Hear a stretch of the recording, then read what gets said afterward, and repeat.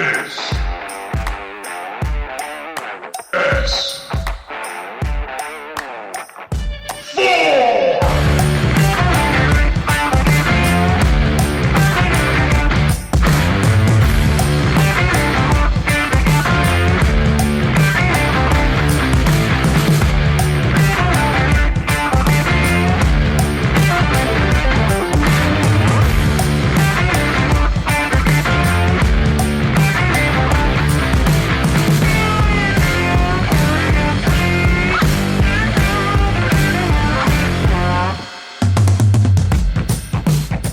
Sit back, relax, and keep your eyes to the skies.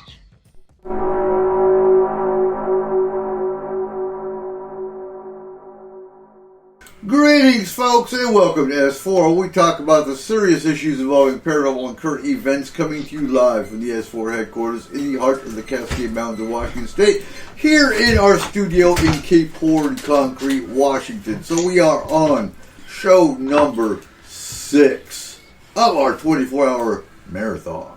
Hey, listeners, long time no see. It's been like a 10 minutes. And so, this 3-hour block, we are talking dragons and fae with Kayla. Yeah, we are. I hope. Of course, we'll all be interjecting. So it's going to be fun. So now show number 7 is going to be Cryptids with Brian Bowden. It's going to be another awesome show. And Absolutely. Then we have our finale roundtable with our regular crew. Woo! To wrap everything up. And then it is sleep time for those of us that lasted all 24 hours. And I'm probably thinking it's sleep time for some of us that didn't last all 24 hours as well. They're just asleep already. It's already sleep time for some of us. So what you got about dragons? Alright, dragons. Dragons are pretty awesome. So basically I'm just going to go over the 3 major types of dragons. Okay, so we're going over mountain dragons, forest dragons, and water dragons. Okay? What about fire dragons? Fire dragons are mountain dragons. Mountain dragons are bigger and they breathe fire. Forest dragons actually also are fire-breathing persuasion. The only ones that aren't are the water dragons. Yeah. It'd be kind of unbeneficial to try to breathe fire under water. Yeah. Basically. Okay, so what makes a dragon different from a typical reptile or creature as far as the science of a dragon goes? I'm not going really into much of the mythology of a dragon. I'm trying to stay scientific, a little more what scientific. Makes them different? Yes. Number 1 would be 6 limbs. Absolutely. Okay, so they are the only known creature to have 6 limbs. Not creature. Not creature, excuse me. Animal. They are the only known animal of the reptilian persuasion Beetles have to have more than 4 appendages. Okay, so like even if you're looking at birds in that matter, they have 4. They have their wings and they have their legs.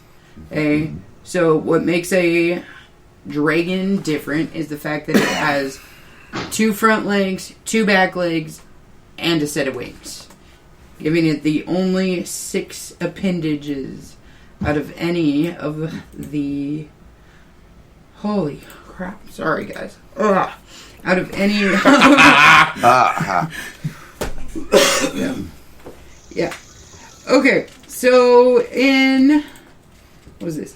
2017, in Romania,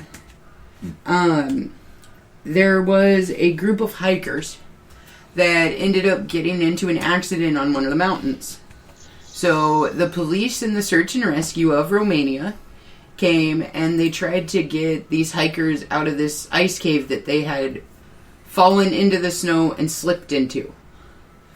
When they went into this ice cave to get these hikers out, they found the bodies of 12 charred humans that were wearing knight's armor. Poor schmucks. Trying to steal their gold.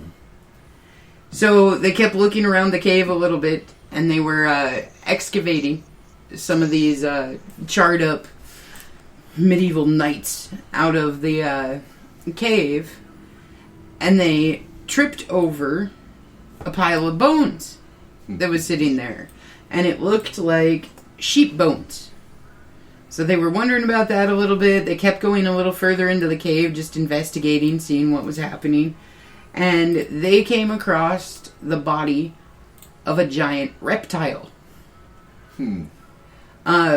Because of the fact that it was in the Norwegian mountain range, and because of the fact that it was in the glacier peaked area of the Romanian mountain range, it was fully preserved.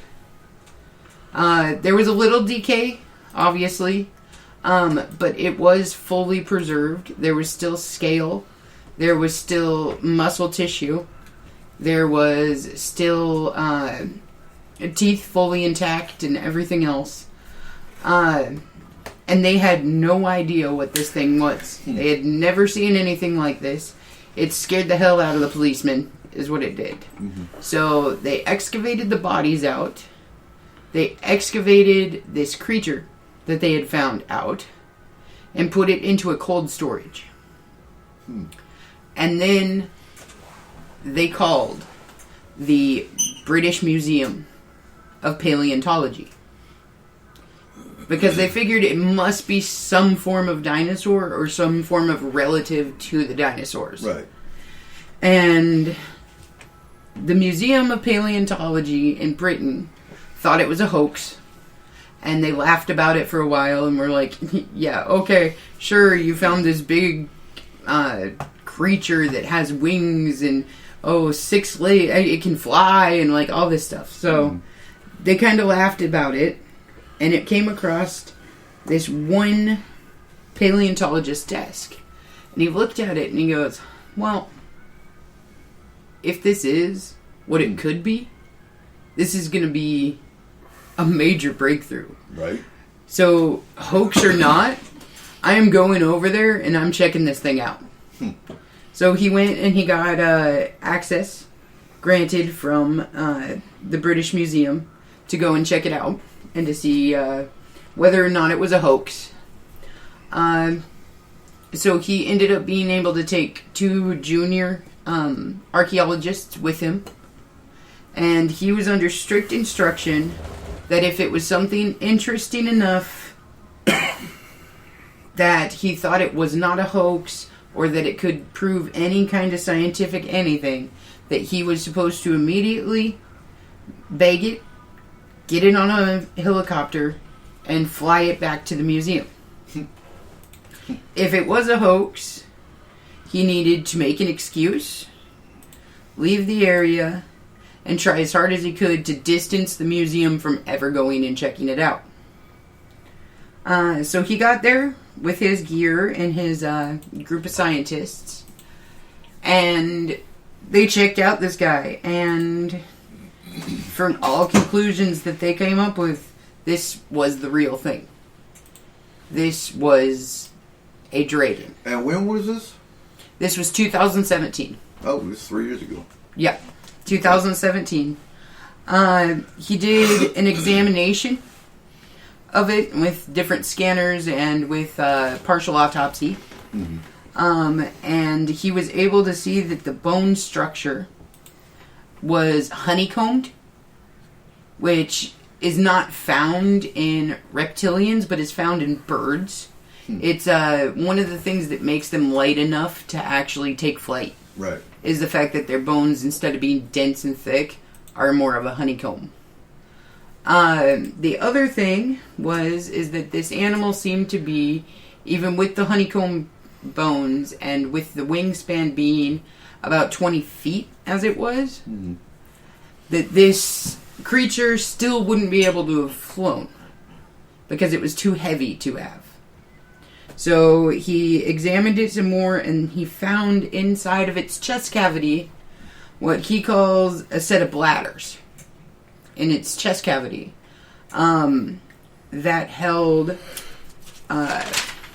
hydrogen and methane. So one of the bladders held hydrogen, one of the bladders held methane, and because both hydrogen and methane are a lighter than air substance, it made the animal more buoyant and able to actually fly. The way that these filled up with the hydrogen and the methane was through the digestion process. Mm-hmm. So what we would get as gas in a human being, because we don't have these extras, so any of your burping, any of your flatulence, it would store the gases in 2 separate sacs. So it made it buoyant enough to actually fly. Hey, then through further examination, he figured out that it was a female. And he figured out that it was a premature, not premature, excuse me, prepubescent female.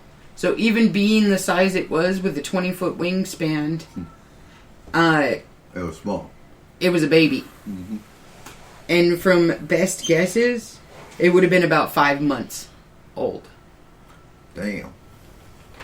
Yeah. It was cool to see. It really was. It was kind of awesome. Well, that was a video, wasn't it? Yeah, it was a documentary. And they used DNA tracking to actually find out all the different breakoffs. Mm-hmm. What did the DNA come back as? Did it come back as indeterminate, or did it come back as dragon? It came back with a mixture of, like, it was closely related to the crocodilian and the kimono dragon. But it also had unknowns in it as well. But they were able to figure out, because of this special flap that it had in the back of its mouth, and they had no idea why it would have this special flap in the back of its mouth. But the archaeologist that dug this guy up also had been on several other dig sites, and he remembered seeing that in something before. So he had them go and check all over the place to figure out where he had seen this kind of a special flap in the back of the throat before. And he had actually seen it on a dig site in China, where they had only recovered a skull. Okay. And it was a skull of an unknown dinosaur that had this flap in the back. Not a dragon. So he was able to track that through that and figure out that the original prehistoric, what he called dragon, branched off into at least 3 different paths from the original prehistoric dragon. So after the whole meteorite crashing event and everything, the dragon, because of that special flap that it had in the back of its throat, was able to hold its breath underwater for an extensive amount of time. Kind of like a crocodile does with its special flapping. So it was able to survive the meteor event just like the crocodiles and the great white sharks by going underwater. Not completely, but eventually it evolved because of all the years that it had spent in the water and became what we would call water dragons, or what we would call sea serpents. Okay. You know, leviathans, things like that. Like, mythologically, that's what it would be referred to, basically. I didn't realize how often the Leviathan is really listed as a dragon in mythology and the Bible. Still with us, Barry? Barry, did you fall asleep? Barry fell asleep. Okay, everybody mark I it think it down. was the music in the background, because that sucked for a minute. 1:16 p.m. I think Izzy's the closest here. Yeah. So it was able to survive in the water during the K2 event, and they figured that others went and moved up into the highlands, up into the ice and up into the caves. So it branched out into the water dragon, and it branched out into what we call the mountain dragon. Right. Yeah. Where was this There thing you found are. at anyway? I had my mic on mute. I coughed and I forgot to turn it back on, Okay. so I apologize. This was found in an ice cave in Romania. Yeah. There was also the other break-off, though. Yes, after... Yeah, this is called Favorite Dragon. Okay, so after it had been so many years after the K2 event, after the whole meteor crash, the water dragon, because it is still breathing air, was able to actually go back onto land, and it evolved again on the land. So there were still some in the sea, there were still some in the mountains, and then this new evolution of it on the land. And it would be considered your forest dragons, but it would be considered like your Chinese forest dragons. So long, You can have one. smaller wings. It doesn't actually fly because it hadn't evolved back to the point of flying yet. And it actually was a mimicker. So what it would do, so that it could survive and so that it could eat, would be to mimic different animals in the woods. And they would come closer to it, and it would eat them. It did it best with, like, smaller animals, more like the boars and different things like that. But it did take out some, like, tigers and stuff, too. That was pretty cool. So could this be what Nessie is? That was my question. Yes, absolutely. Absolutely a possibility. Wouldn't that be cool? Alright. She was actually a dragon this whole time, and everybody thought she was some kind of politosaur. Oh yeah, that would be just awesome. Or fake. Uh-huh. You know, there's all the ones that, oh, no, there's no such thing as Nessie. Yeah. Okay. Right. So, you know, they did figure out that the mix of hydrogen and methane that it used to not only make itself more buoyant to be able to fly, but if you mix hydrogen and methane with platinum, it immediately bursts into flame. So the other thing that this animal did was it would chew on rocks to keep its teeth clean and sharp, causing a massive buildup of platinum and different metals in its mouth. So anytime that it needed to use it, it would open up these two bladders in its chest cavity, combine the gases, which would combine with the metals in their teeth, and cause an eruption of fire. So they actually did scientifically prove that it was possible for this to not only fly, but to breathe fire as well. And they also theorized that because the forest dragon no longer needed it as a weapon, it actually started to use it as a cooking tool. It would cook its meat so that it was easier to digest. Intelligent. Wow, very intelligent. The Gordon Ramsay of the dragons. Right? Yes. What is the meaning of the color of the dragons? There's different colors. I know that there was a relation to that. Most of the forest dragons were bluish or green, correct? Yes. Where most of the water dragons were a bluish tinge as well. Mountain dragons were more of a green and a reddish color. And I think, honestly, I couldn't tell you for sure, but personal opinion on that, it was to camouflage with the area that they were in. Right. So, being up in the mountains, you could be as brilliant colored as you want because you have no natural enemies there. You wouldn't have anything that could kill you, and you would be the top of the food chain. I mean, besides human beings. King Arthur. But you'd be the top of the food chain as far as the animal kingdom went. So you could have whatever colors you wanted on you, and nobody was going to mess with you. Mm-hmm. You know. Did you mention what they found in its chest cavity? No. What's that called? They found the tip of a sword. Yes, they did. Ooh. And it matched one of the swords from the knights that they found in the same cave. Right. Mm-hmm. So it proved that this creature had been alive sometime in the 17th century. Mm-hmm. Did you ever encounter in your research a black dragon? A black race? A black Yeah. dragon? Mm-hmm.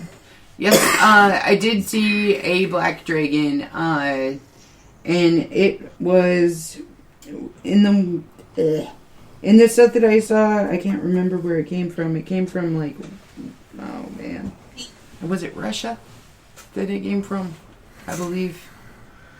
But yes, I did see one depiction of a black dragon. Okay. Russia. They drink vodka. Right. And it spit fire way further than all the others. Huh? I might have died in Russia. I didn't come from Russia. Yeah, so I mean, this dragon actually, this was a huge find. Mm-hmm. He did end up taking it back to the British Museum. They studied it for quite a while. And about, I believe it was 6 months ago, so at the end of 2019, it actually became a display piece. After they were done doing all of the forensics, the testing of everything that they could think of on him, it became a display piece. But it is displayed in a special container thing that keeps it frozen. It really bothers me still, though. Like, I cannot believe that they actually found a new species and nothing was said. Yeah. Of course, nothing was Well, said. and not to mention, like we were talking before the marathon, the fact that they have not removed the dragon from the mythological creatures list. Yeah. Right, Like- I mean, Right. you have Obviously not If they mythological actually found anymore. one, you'd think they would have done that. Right. you have an actual specimen that is It's not mythological anymore. legitimately there. Like, you find a Right. dung beetle and you're all excited, but you find a dragon and who cares? Like, really? Come on.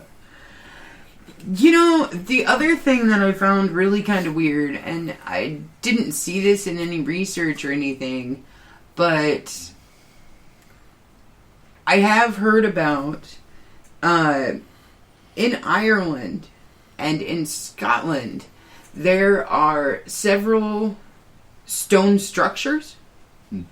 Okay, so like different archways and different things like that. Several stone walls that scientists have been trying to figure out how they got them.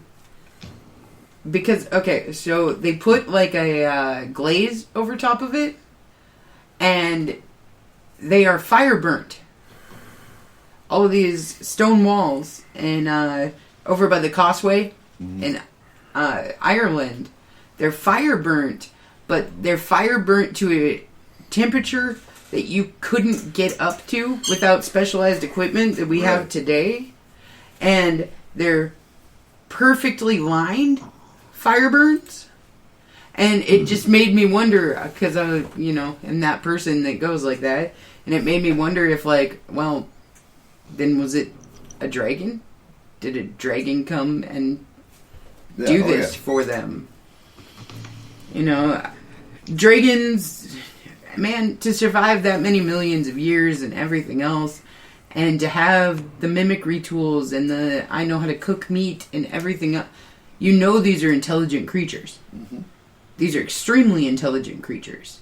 Mm-hmm. And if you think about all of the Chinese lore, the lore from Wales, the lore from Romania, these were not stupid creatures at all. They were tricksters. They would play games, some of them. Others would be extremely caring and caregivers to small children that got lost in the woods. Others would save people from the waters when their ships broke or when whatever ended up happening. Kind of like Kraken Bigfoot. got him. Yeah. They were more of a guardian or a They're very spirited protective. creature than they were anything else. Right. And super smart. So it was to say that it wouldn't work for a human that was asking it for a favor. Or they had built a relationship with each other or anything of that nature. Well, and the story of there's a story from Scotland that has to actually do with this dragon that almost matches exactly how they are laid in the cave. Yes, there was an old Romanian folklore. Oh, was it Romanian? I'm sorry. Yes, there was an old Romanian folklore of a beast that lived up in the mountains, and that it would come down and it would steal their livestock. And they got to the point where they were losing so much livestock that they took a group of 12 men into the mountains and slayed the beast.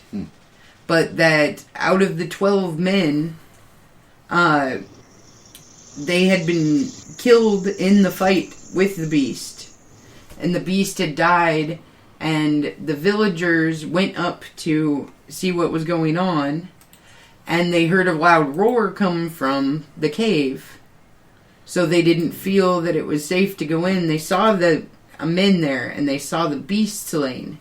But there was another loud roar, so they didn't go into the cave because they were afraid there was more than one.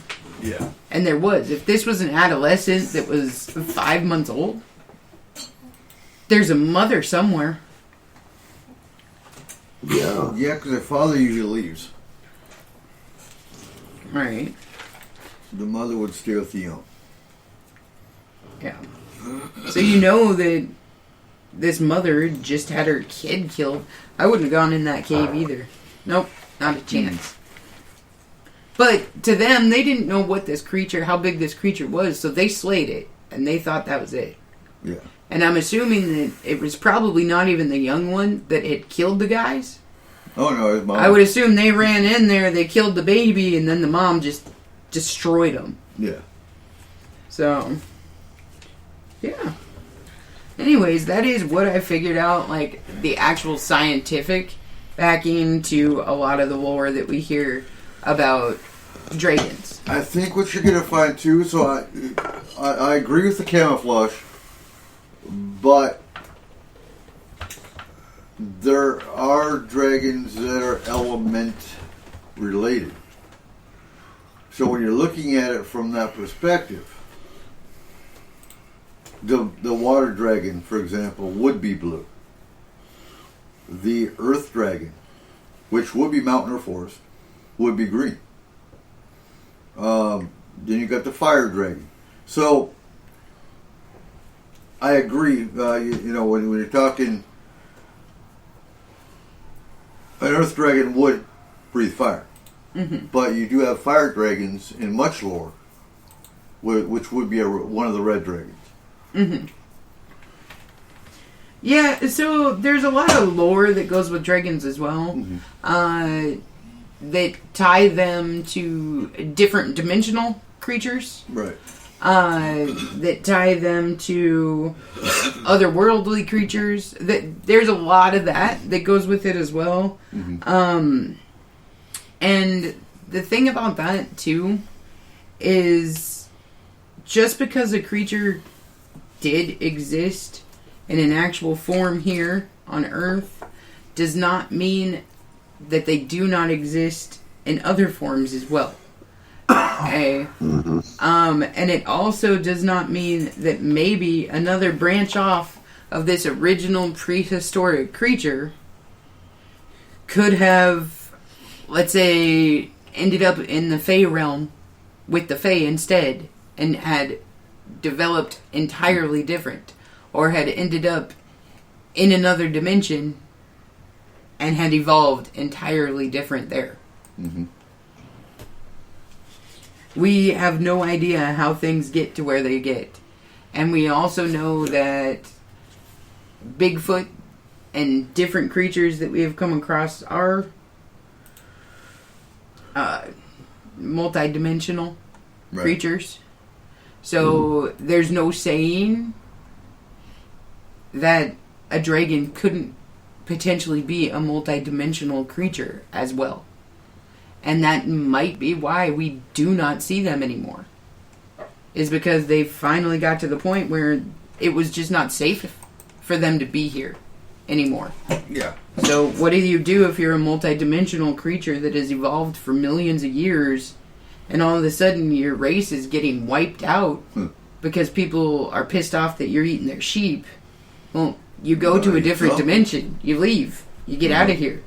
So I really do put a lot of stock in the dragon stories. I don't believe at all that they are fictitious in any way. I believe that when anything has that much historical backup to it, there has to be a basis of truth in it. I agree 100%. I agree with you. Especially when it is revered by so many. I mean, yeah. Because if you look at the Chinese dragon, for instance, which... And every culture has a story. Yes, every culture has some form of a story of a dragon. It honestly does remind me a lot of Bigfoot, as far as the fact that everybody's like, oh, that doesn't exist, it doesn't this, it doesn't... Except for the fact that it's everywhere. Yeah. Where is the body? Exactly. You'll never find bodies. Exactly. You'll never find a body. Well, it took until 2017, but guess what, guys? We found a body. And that's recent. Yeah. Again, that's why I think that's it's cool. very recent. Not in the 1800s or the 1600s. That's recent, where you can actually get some sampling done to it and everything else, which makes it and that's real. what I'm kind of waiting for. Is I'm waiting for the DNA samples and whatnot. You know, the further testing. Right. Yeah. Which they might probably not come out for another 10, 15 years, but hey, we got it. We got an actual specimen.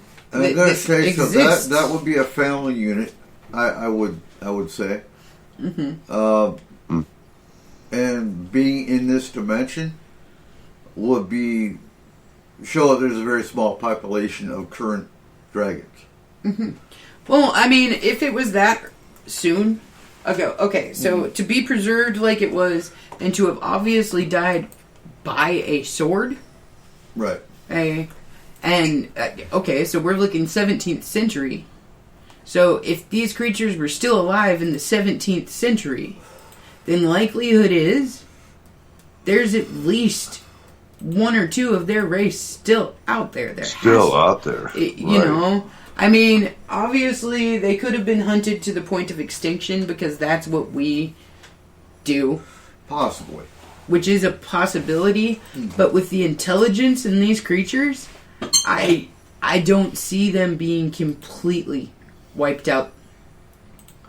And the thing is, these mountain dragons, well, the Romanian mountain range is freezing.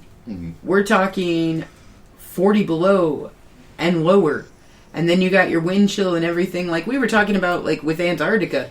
You got all of that on top of that.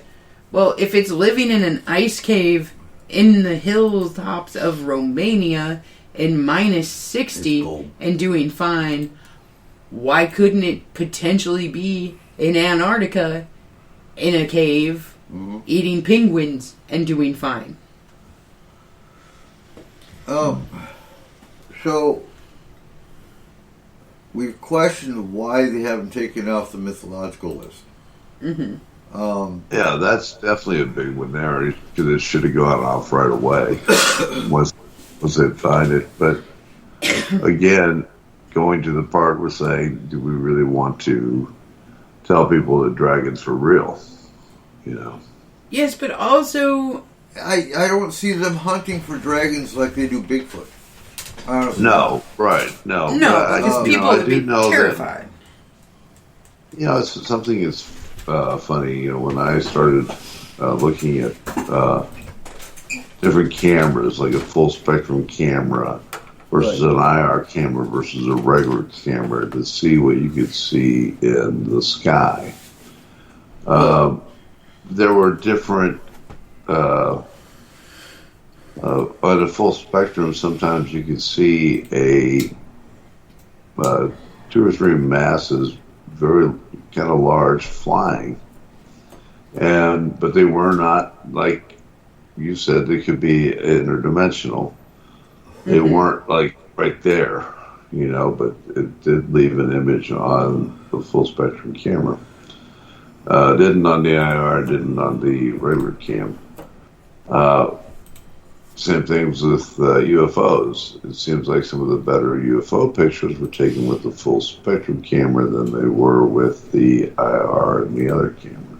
Mm-hmm. So my thing was saying, okay, if you want to shoot into the sky and record things to get a better chance of seeing something that may be a UFO or something that is not natural to our environment, use the full spectrum camera. Mm-hmm. But there was a time when I was doing it, those would appear in the sky, and I noticed the planes would fly lower than what they were in the sky. Like maybe they knew that they were up there and they would stay below them in certain areas. I mean, I know that's speculation, and it's kind of weird, but, what do you guys think of that? So I'm going to also add, and again, I said, based on the fact that they found a physical body, indicates to me that it's a small family unit. Most of the other dragons will be in the 9th dimension. That is the dimension that the dragons reside in. Uh-huh. We've talked about dimensions before. There's hundreds of dimensions that humans don't belong in, most of them. And the dragon dimension is one of those. I think what they said, it was like 144 parallels and 12 dimensions right at this time, what they found, what they thought. Right.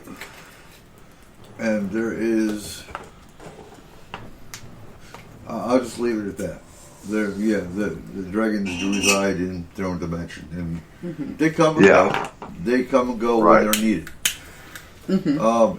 And yes, they are very intelligent, and they are seen as protectors of humans. Yeah.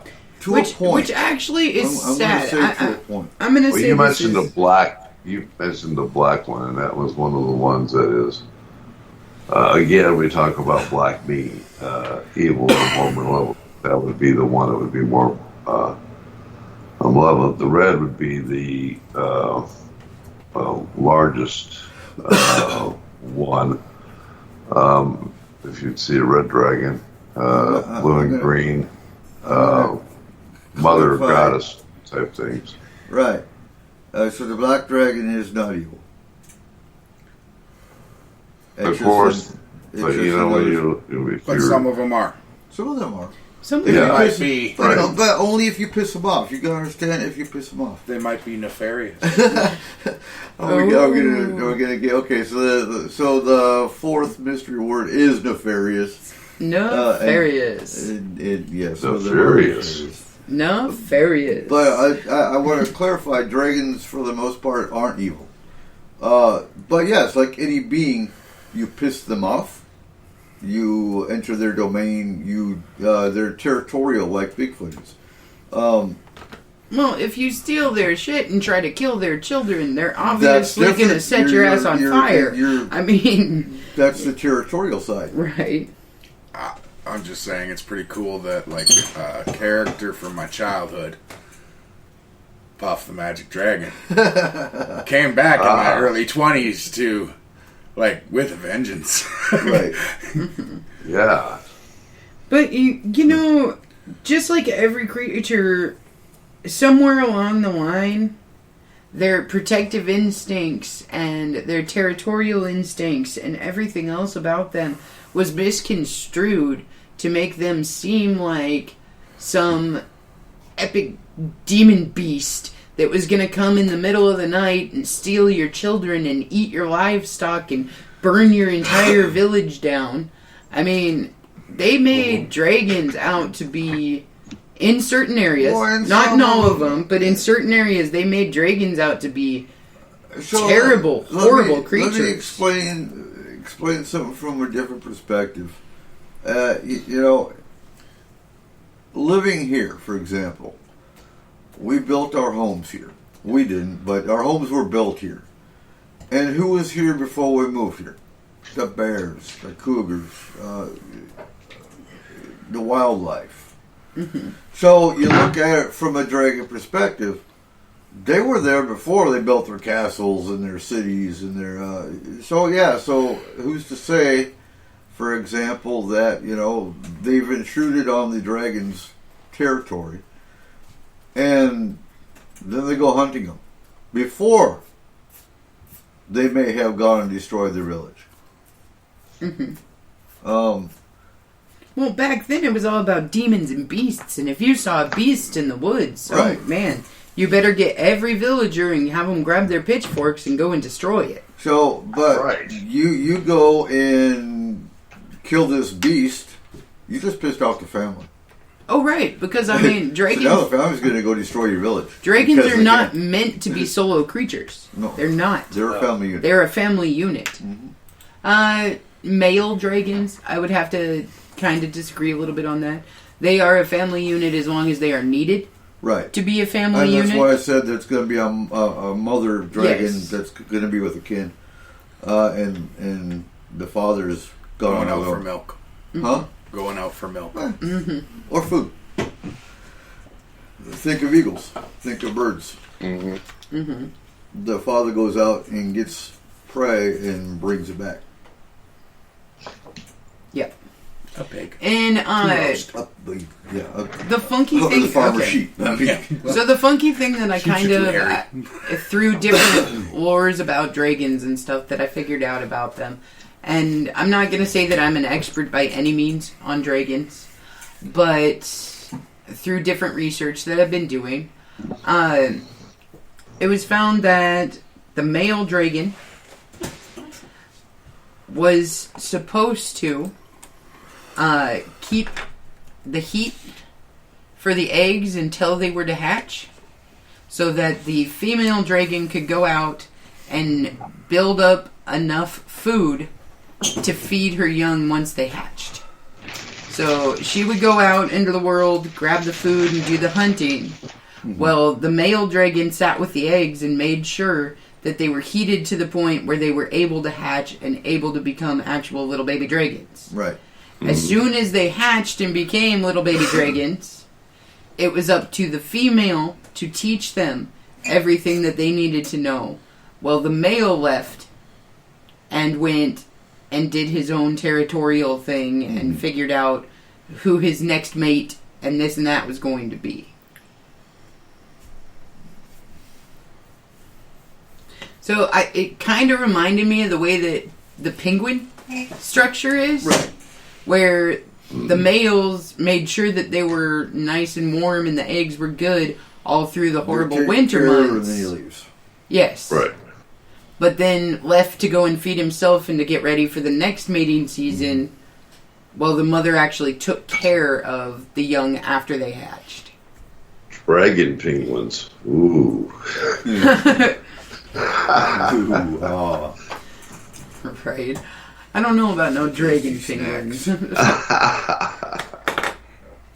But, flightless birds have always freaked me out. I'm not really sure why they have, but flightless birds have always freaked me out. And I'm like, well, for me, if you're going to have wings, then you should be able to fly. Every bird flies. It would suck so bad to be a bird that didn't Except for fly. emus. If you throw it far enough, every bird flies. Okay. Yeah. Throw it over a cliff, it'll fly. maybe, Right. or hit the ground and die. That's just a bad landing. Right? It did fly. Well, it should be able to glide. Well, I and would I think. don't know. As They have I'm little sure tiny that- wings. like all of you guys know that like dragons are revered in China. Oh yeah. They are Yeah. spirits. They are not only a creature but also a sign for them of prosperity Year of the dragon. and of Year yes, of the monkey. Year of the rat. exactly. Yeah. And I mean, have you ever like even seen a Chinese New Year's on a movie or anything? Dragons are a huge Dragons part prevalent everywhere. of their life. Yeah. Yes. Yeah. Not too many people know as well, but they also are a huge thing in Japan. It is a different type of dragon than it is in China, but it would be what I would refer to more of the like water dragon, Okay. and they are a huge thing in Japan. I always Yeah. thought the seahorse was kind of strangely dragon-like. That's kind of interesting. Does kind of have the dragon does. facial features Yeah. to it.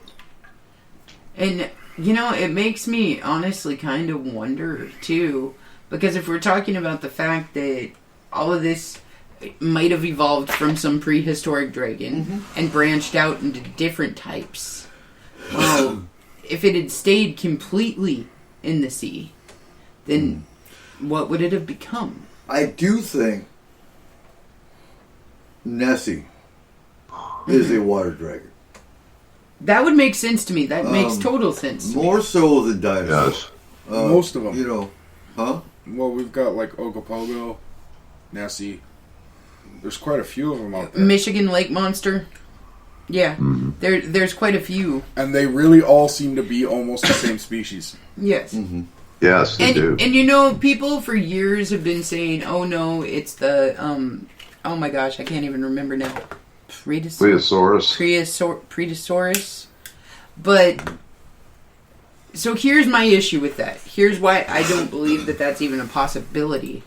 Is because of the fact that the air in the prehistoric period was so much different than the air is now. The oxygen content, oh my god, Was way high.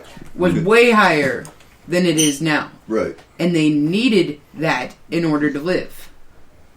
And the thing Right. with it being a dragon is the fact that the special flap that the dragon has in the back of its throat would allow it to adapt better It adjusts. to different situations. And I don't think the Plesiosaurus would be able to survive the harsh environment of not only the Ice Age. No, and I think it's all your dinosaurs. I don't think your dinosaurs. I mean, so maybe the ones that they're trying to create genetically may be adaptable. Maybe. It depends. Again, it depends what they mix it with.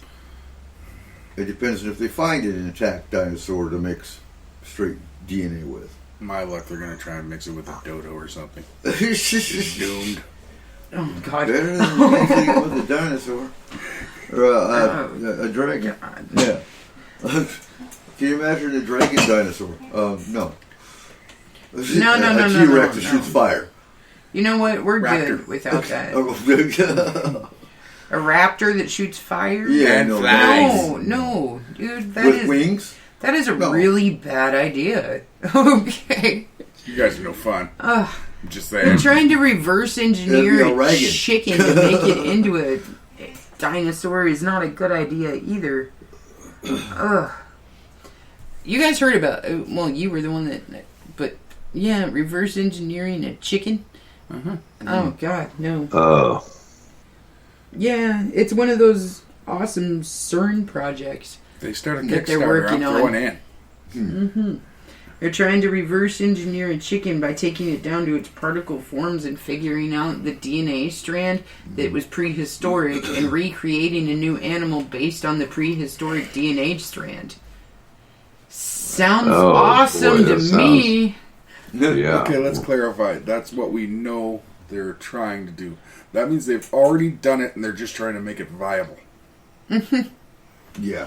They Right. probably started 2 or 3 years ago, and they're just now coming public with it. And that's what I'm saying. Right, so exactly. That's, if we think well, we about have the bigger wings now. dinosaurs that we say might have devolved into the chicken, I don't want to see any of those dinosaurs in real life.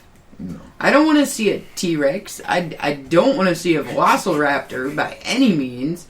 And Let's get some a bigger gun, Mr. weird I'm gonna shake my head and I want to half DNA thing, I really don't want to see. Who knows what that's going to I'll end up have looking leashes. out like. Huh? I'll have leashes for them. We are not Gosh. getting a dinosaur. No. Hey, You already got your mother. it would clean up Cape Horn, right? Ouch. Yeah, you know what? That would See? be the best damn guard dog you ever had. You say put a dard? I did. You put a Well, dinosaur nobody and tie him coming to that down, front mate. tree. Ain't nobody coming in here, They're already scared of Bigfoot. They right? go around Maple Street to get to that side. Absolutely. Oh, that would be terrifying. I would stay the hell away from a house that had a guard raptor. Oh, exactly. Right? My favorite part would be every morning the volunteers coming to drop off the kids' lunches. They parked the bus on the other side of the street. Would you please reel in your raptor? No. Just give him your lunch. Give him the lunches. You'll bring him to the house. Maybe. Yeah, that would be terrifying. No thanks. We'll call him Alpha. And you know, I'm really, really hoping that they wait another couple of years before they actually develop this dinosaur and bring it to fruition, because the last thing that 2020 needs is Jurassic Park. Okay? Right. Let's That's Okay, right. That's exactly. December. I agree with you 100%. That's how we Well, finish what? out the year. But let's hope they Yeah. announce it instead of just creating it. They'll just create it and let Yeah. it go. Uh-huh. Yeah. They'll be like, haha, that They're going to escaped. announce, hey, we created this in November, but now it's loose. It's Jumanji. Oh, God. It's Jumanji year. You know the cover-ups that would come from that? Can you imagine? It'd be like, Oh. oh no, it was some kind of weird Chernobyl Blame accident. it on CERN. Right? Because, there's no there's no responsibility in CERN, so it'd be easy to just throw the blame on that. And who's they going to go after? Yeah. Right. There's no transparency there. Yeah. Oh, You know, the CERN deal is like, who gave people the right to, who told them that they could first of all go for a Big Bang and then they do look for portals and now reverse engineer chickens? Right. Well, anybody can bring a proposal to CERN to use the Hadron Collider. So if I made a good enough proposal, and I went there and I said, this is exactly what I'm doing, look at my proposal, and they okayed that proposal, I could go and do an experiment at CERN. Right. Anyone, whether you have a degree or not, is capable of putting in a proposal. Now, whether or not they'll actually take your proposal, depending on if it's complete bullshit or if it has any legitimacy to it. But, yeah, no. I could write up something tomorrow, send it to them, and end up being the person that uses and pushes the button on the Hadron Collider. Yeah. Did you hear about that rumor with CERN a few years back about the big cult sacrifice they did? Yes. Yeah, I did hear about that and about the missing person that went through the one of the head people there just ended up missing, and all that was left of her was, I believe, a necklace and her purse Well, I and stuff never was heard about left that there. part. Oh, okay. So she got There was, de-atomized. yeah, exactly.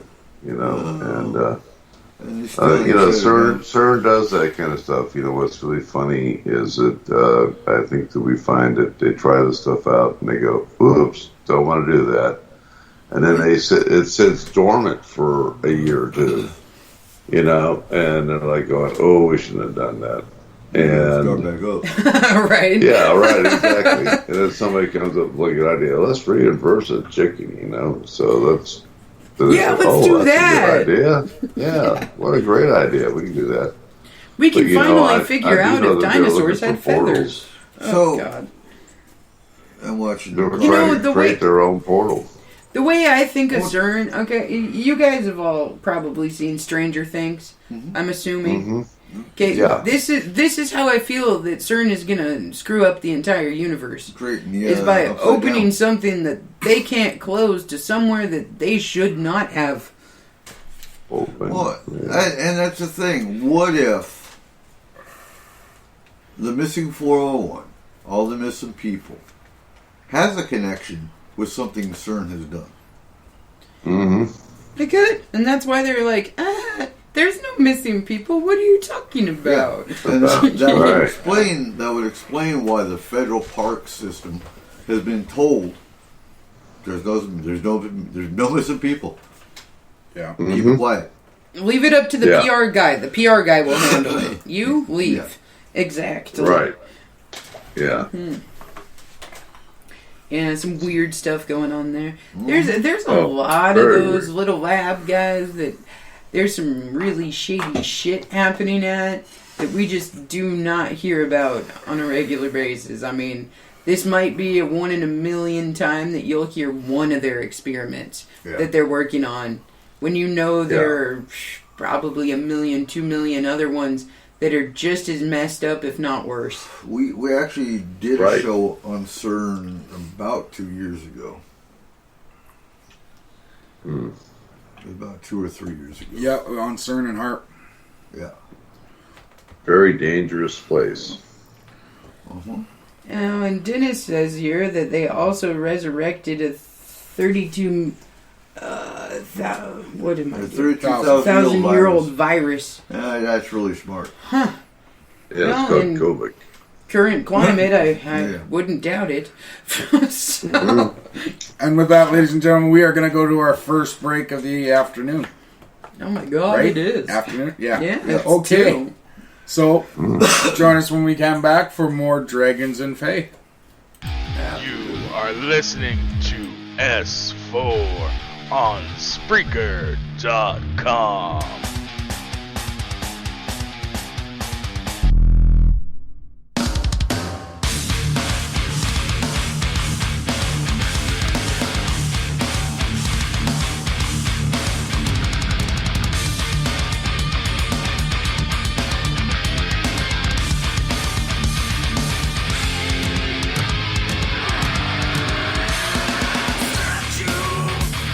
I see you break. You're going down.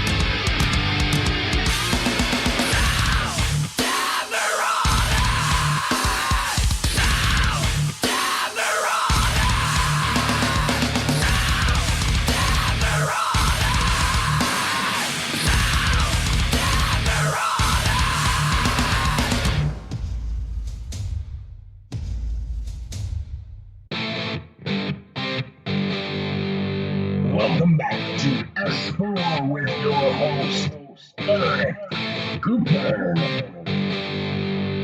And welcome back to Dragons and Fae. It is show number 6 of our 24-hour marathon. Are you back with us yet, Barry? Okay. Oh, hey, look, there's Barry. You were just starting. Okay, I got you. You were just starting to say something you dropped. So, let's see. Let's Dragony finish up Dragons. Dragons real quick, and then we'll talk about Fae. So, dragons, just to clarify, are not an advanced. Well, they are and they aren't. So, dragons weren't genetically produced. Dragons are actually an ancient race that does predate humans. They were here before the humans were. Most dragons actually do shoot fire. I'll say that. You've got what people call the dragon, the fire dragon, which is generally red. But again, the earth dragons also shoot fire, and they are the greens. There are browns, and there is a very unique race that's black. And no, they're not evil. It's just It's the color. When you look at hierarchy, essentially, I'm trying to explain it the best I can. It's just the black race. They're very protective. They're more protective than the rest of them. They kind of overlook all the other dragon types, along with humans. That's what the black dragon is. So, with some religions, they actually make dragons a religion, to an extent. So, and we wanted to get Rob Carlos on the show. He is a dragon artist. He knows a whole lot about the science of dragons, and he just couldn't make it on a Sunday. Prior to him, we had DJ Conway, who passed on a couple of years ago as a very dear friend and actually had dragons in her home.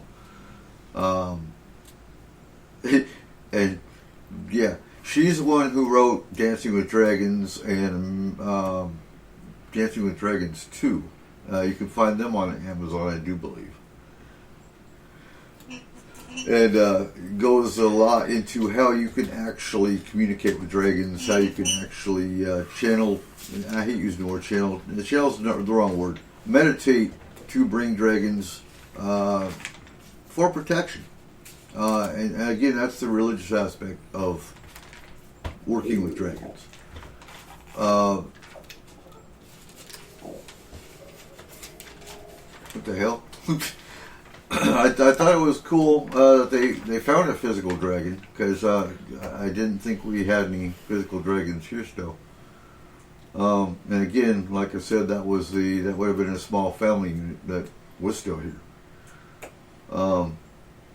Because most of them they reside in the 9th dimension for their safety.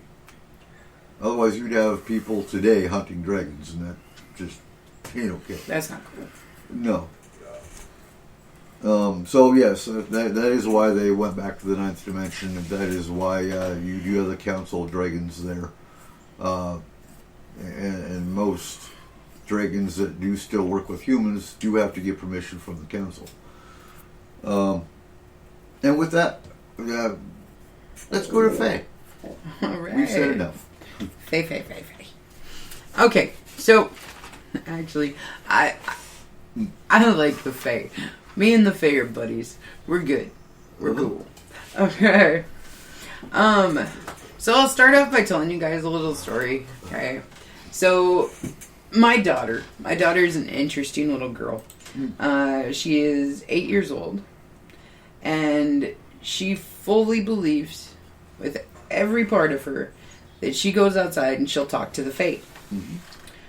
She's told me several times that she went and had a good conversation with the Fae.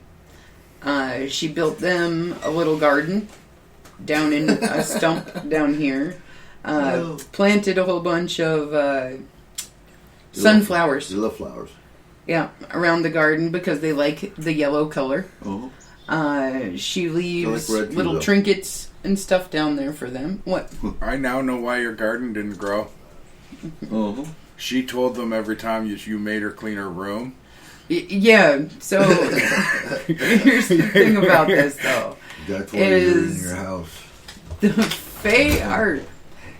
Fae can be amazing. They can be the nicest things in the world. Or it could be your worst damn Or enemy. they can be horrible. And the problem with my daughter being so connected to this wonderful Fae out here is the fact that if she gets, I don't know, in trouble for, say, smacking one of her brothers or not cleaning her room or anything of this nature, well, she thinks that she can go and complain to her little buddies outside, and her little buddies outside don't like the fact that she's in trouble. Because that means she doesn't get to come and hang out with them. So, she has actually taken some really interesting pictures. I think I sent you that one, Barry. So she'll go out sometimes, she'll take some pictures with her phone or her tablet, and she'll say that her friend the Fae let her take their picture today. And she'll show me, and I've seen some amazing pictures come off of that little girl's tablet that I cannot explain for the life of me, besides the fact that, well, that's a Fae right there, that's a fairy. So how many dragonflies do you have either come in your house or hover and look in your window? A lot. We have a lot. There was actually this one time that I left the screen door here open, and we actually had 3 of them in the house at a time. And they zoomed down, and they went into my daughter's room. They zoomed back, and they were messing around over here with some of the wreaths that I had up, and then they took off back out the screen door. So, yes, you're seeing why she was in trouble. Reporting back. Exactly. So, I try really hard to maintain the whole boundary of this is my home, this is your space, stay out of my space, I'll stay out of your space, and yes, you can talk to my daughter, but please don't be a dick about it. Right. Hey. Which, for most parents, would probably be a conversation that would never in a million years actually happen. But my neighbors have got to think I'm freaking nuts because I'll sit out there and I'm like talking to a tree, yelling at it. Going, you know what? I'm done with that. You give, So. Yeah. Most parents, okay, whatever. They don't believe in fact. So. Alright, so. Fae. Fae come in all different shapes and sizes. They are all different types of creatures. They are a whole conglomerate of different things. They are not just fairies? Little flighted fairies that you would see on, like, Tinkerbell. Oh, Tinkerbell's awesome. I think everybody should watch the Tinkerbell cartoons because they are very, very close to factual. Yes, on particular species. In on the particular fairy realm, species. Yes. Not the Fae realm, because the Fae is all of them. The fairies are part of the Fae. Yes. But there are a ridiculous amount of different creatures that would also fall under the Fae category. Okay, and we are talking everything from giants to gnomes to leprechauns to brownies. I mean, there's undying sprites. Yes, it is a huge list. Yes. So I'm going to start with another story here, and this is about the Causeway. Okay, so the Causeway. So it's called the Giant's Causeway, and it's in Ireland and Scotland, on both sides of the water. So the story, the Irish story of the Causeway goes that there was an Irish giant named Finn McCool And there was a Scottish giant on the other side of the land named Bandadoran. And Bandadoran challenged Finn McCool to a fight. Because he said that he was stronger and that the Scottish people were stronger. And him being of the land of the Scots, he was able to take Finn McCool. Mm-hmm. Finn McCool said, no, I being from the land of the Irish, could easily take you. So they began building a causeway in between Ireland and Scotland Okay. so that they could get to each other to have this epic fight. So they built this causeway, and the wife of Finn McCool tricked Bandadoran, I am not sure, Benendorer, by putting Finn McCool into a baby cradle and making him look like a baby. And when this Scottish giant looked into the baby cradle and saw Finn McCool's child and saw how large his child was, he became extremely scared, because if that was his child, then Finn McCool had definitely got to have been way bigger than he was and able to take him in one swing. Mm-hmm. So he pushed Finn McCool's wife and Finn McCool back over to Ireland and broke the causeway. So there is a formation of rocks that is on both sides of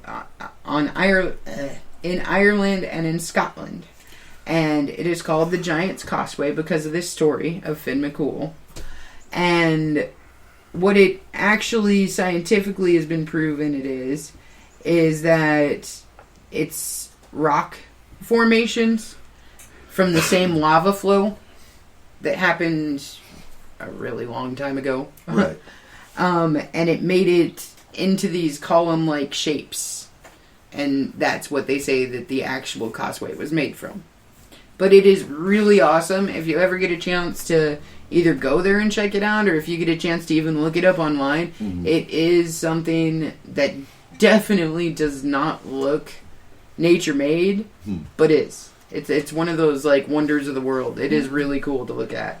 I can't believe you told that story and didn't put the accents in when you were talking about So I don't know, and I, being Scottish, I should, but I know more about the Irish lore than I do the Scottish. So I don't know much about the Scottish side of the faith. But the Irish side, and one reason is because Morrigan does come from the Celtic pantheon. She is what Don didn't explain, I didn't explain either, is that Morrigan is the perfect soldier deity because she is the goddess of war, death, and rebirth. She is the soldier's protector. Which is why, her coming to me in meditation to let me know that you're going to Iraq. I know this. You're going to be fine. And I was. I was more than fine. So was Don. And I didn't lose any pagan troops under my watch. Both tours to Iraq. Physically. You were all screwed up mentally. But I can't help that. But when you're looking at the Celts, the Irish side, they take the fairy lore to heart. I mean, they get to the point where when they build houses, they actually make sure the front door and the back door are aligned. And there's a reason for that. So within the fairy lore, you have trooping fairies, and they have trooping raids.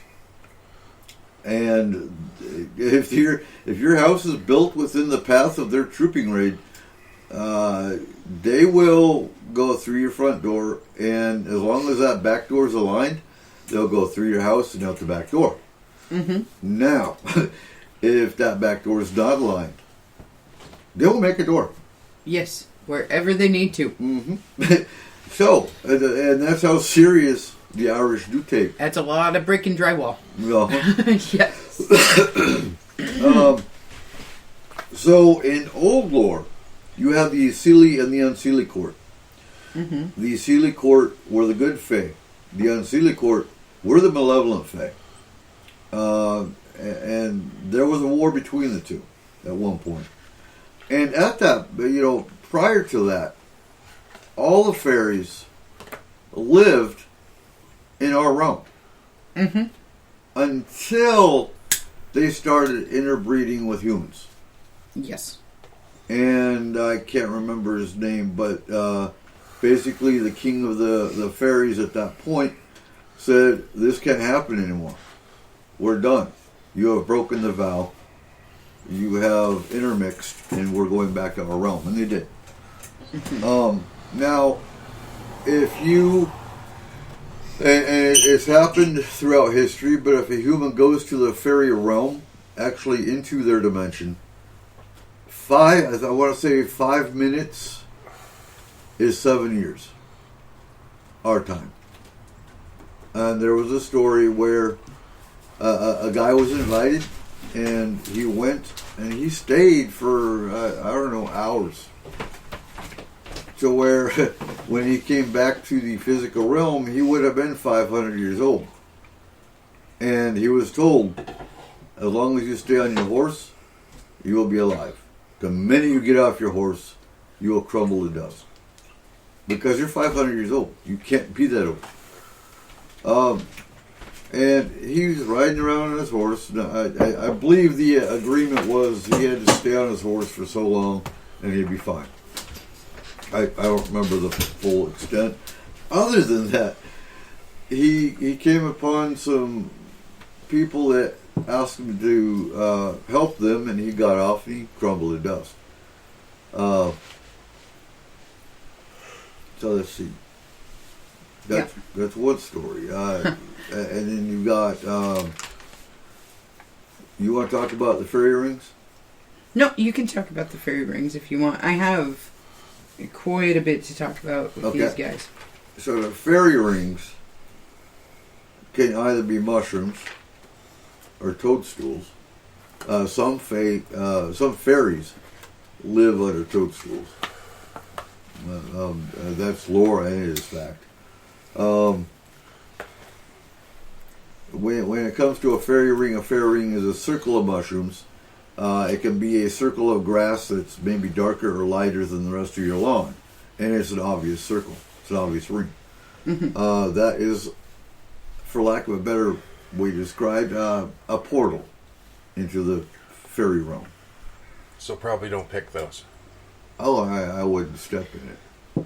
You don't know when it's going to open.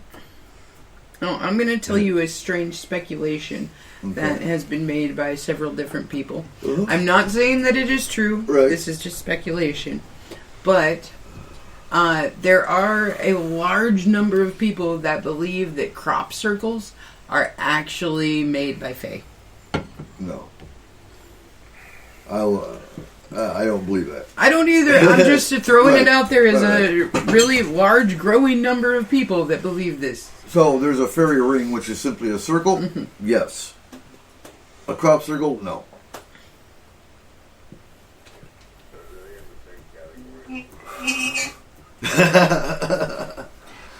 Probably. Oh, God, probably. yeah, so for our listeners... They're probably the same 10,000 that believe in flat For our Earth. listeners that may be joining us, go listen to the last hour of the Antarctic show, and you'll hear all about the flat Earth theory. Oh, don't do it, man. Okay, that was before I got, my second wind, and I don't even know what came out of my mouth during that show. You're a flat earther now. You have joined the society. We signed you up, don't worry. The cult of Asphorians. Well, shit. Okay. Have you ever watched the show Hannibal? Huh? Have you ever watched the show Hannibal? No. There was a weird episode that actually turned me off the entire show. And mushrooms for the rest of my life. And the fairy ring reminded me of it, but a guy was actually burying people shallow in the ground, and all the way around their grave, mushrooms would grow out of their limbs. Yeah, no, it was some weird, crazy shit. He was feeding them like intravenously. Dragoons. To keep them alive. Fairy having fun. Like, ew. No more mushrooms. Oh. So, most of the information and stories that I have in here are Irish and Scottish. Because originally when we had decided to do a show on Fae, we were trying to get a Scottish paranormal team to come and speak with us about the different ones in there. So most of the culture. Information that I have on Fae, in this part anyways, besides the stuff that I actually know already, is based off of Scottish and Irish. So there are, like I said, as many different types of Fae as you could possibly think. Hundreds. There are hundreds, if not thousands, of different types of Fae. Can I say something real quick, too? With a Banshee. So, I want to clarify, too, the Banshee, so many people think the Banshee are evil. They're not. All they are is messengers. Yes. You know, so the lore is, if you hear a Banshee, it means either you or someone in your family is going to die. That doesn't make them evil. Yes, no, that just sucks. As far as the Irish lore for the Banshees go, is that they possess foresight of death. Yeah. And they wail and they cry and they scream out for the person that is dying. Not because of the fact that there's some evil creature or anything like that. Right, but they are expressing their sadness over the people that are dying. Because Banshees are also... To the family, though, they are alerting that family that somebody is going to die. And Banshees are also connected to specific families. So they have watched these people grow up from the time that they were born to the time that they die, and they are weeping for the life of the person. Right. Yeah. But, and again, you know, you have, Banshees are demons or Banshees are evil. No, not really. They're not. And I'll go so far as to say the Grim Reaper is also not evil. Grim Reaper is there to escort you to the other side. He's not the one who picks... Huh? Yeah. But he's not there to kill you. You were going to die anyway. He's just there to escort you so you're not alone when you go over. That's all the Grim Reaper is. And based off of lore, you want the Reaper to escort you. Right. Because if you don't, you get stuck in a state of constant limbo and flex. And that is not a state you want to live in for the rest of your life. No. So, you know, these are some little things that they irritate me because, you know, everything's evil. No, it's really not. A lot of stuff people claim are evil really aren't. You know. Now, the Irish lore on Fae is a mix between sad and cheerful. 90% of the Scottish lore on Fae is sad and horrible. It is all about death, destruction, and war. But if you look at the actual Scottish people, they kind of have had a pretty bad go at death, destruction. So, most of the Fae that they know are either harbingers of death, bringers of death, or changelings. Okay? So, changelings are a type of Fae that can be found not only in Scotland, but in Ireland as well. Yeah, a combination. Yes. And what changelings do is they come in and they take newborn babies. Yeah. And they give the newborn babies to the fairies of the Fae realm. Mm-hmm. To where they take the babies back to the Fae realm with them. Mm-hmm. Now, changelings are not horrible creatures. The reason that the changelings in Irish lore go and they actually take the baby is because there is something wrong with the child and they are sick or they're colicky or something of that nature where back in those times they would have died from Right. whatever it was that was happening. So instead of letting a baby die an atrocious death, they would take them to the fairy realm and let them live a full life within the fairy realm. But Michael, we just talked about the Banshee. Where is it? Okay, Banshee is not evil. Again, a Banshee is simply the messenger. The Banshee, like Kayla just said, the Banshee oftentimes is generational. The Banshee basically was around when the family grew up, and so they are a part of the family without being a part of the family. No, you're fine. You're fine. We just talked about the Banshee like 5 minutes ago, and I have no problem. I actually like Banshees. Banshees are cool. But when that family hears the wail of the Banshee, to the family, that is a message that somebody in the family is going to die. To the Banshee, it's they're wailing because again they're in pain and they feel bad that somebody, and they know who it is going to pass. basically, think of a Banshee as an empath. And the fact that they can feel the pain of that person. Right. The pain of their passing. And in some lore, they actually take on the pain of that person so that they don't actually have to feel it in their last moments before they die. Absolutely. And that is the Banshee. Right. So, to finish up on these changeling dudes, so they would only take a child if a child had had a death sentence on them. Okay. Yes. Right. So they would take a child and they would take them to the fairy realm where they could live a full life. And and there's a movie out from I think 70s or 80s called Changeling, and they make the Changeling look so awful because to the outsider that knows nothing, here's this fairy creature that's stealing babies. They don't know the other details that that baby is going to die anyway. They're giving that baby life. Yes.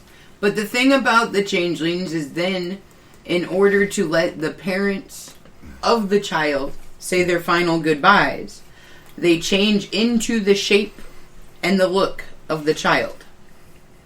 They go back and they lay in the crib or wherever they took the child from as that child.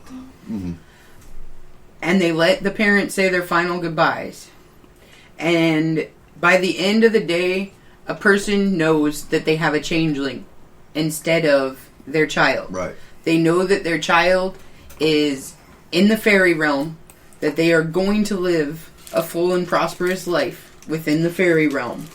And they take the changeling and they put the changeling out in the woods so that it can change back into its actual form and go back to the realm that it belonged in.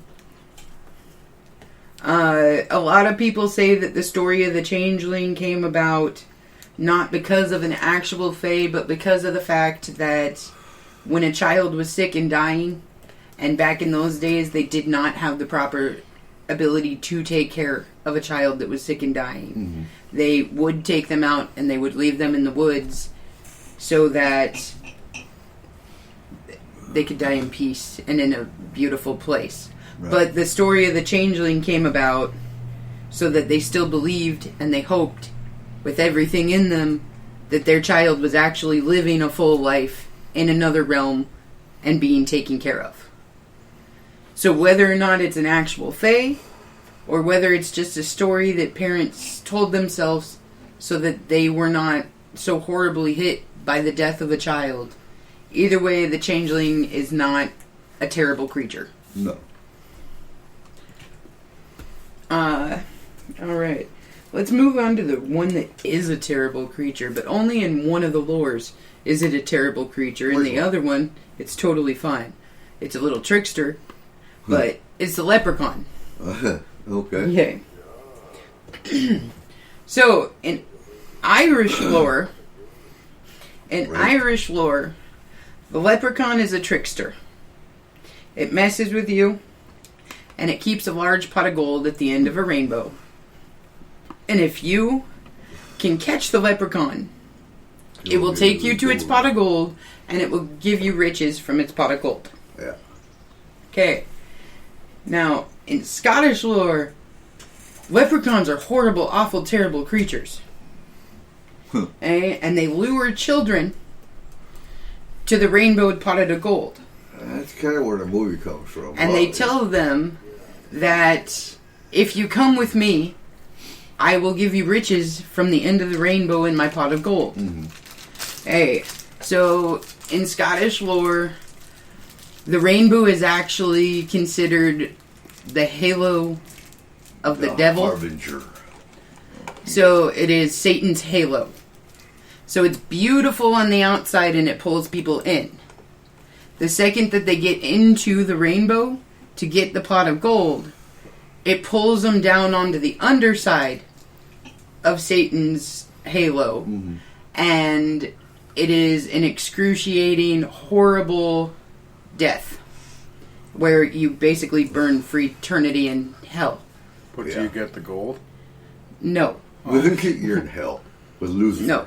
Because the second that you enter the rainbow, it pulls you into like a portal-like world that is the other end of Satan's halo, and it's hell. You a drink is what it is. Bar. Oh wait, wrong Lucifer. So, I'm good. I'm going. So if a child in Scotland is greedy enough to follow a leprechaun to its pot of gold and try to take something that was not earned, right, they will end up burning for eternity in hell. Was the way that is set up for them as far as leprechauns. It's so underrated, overrated. Yeah. Right.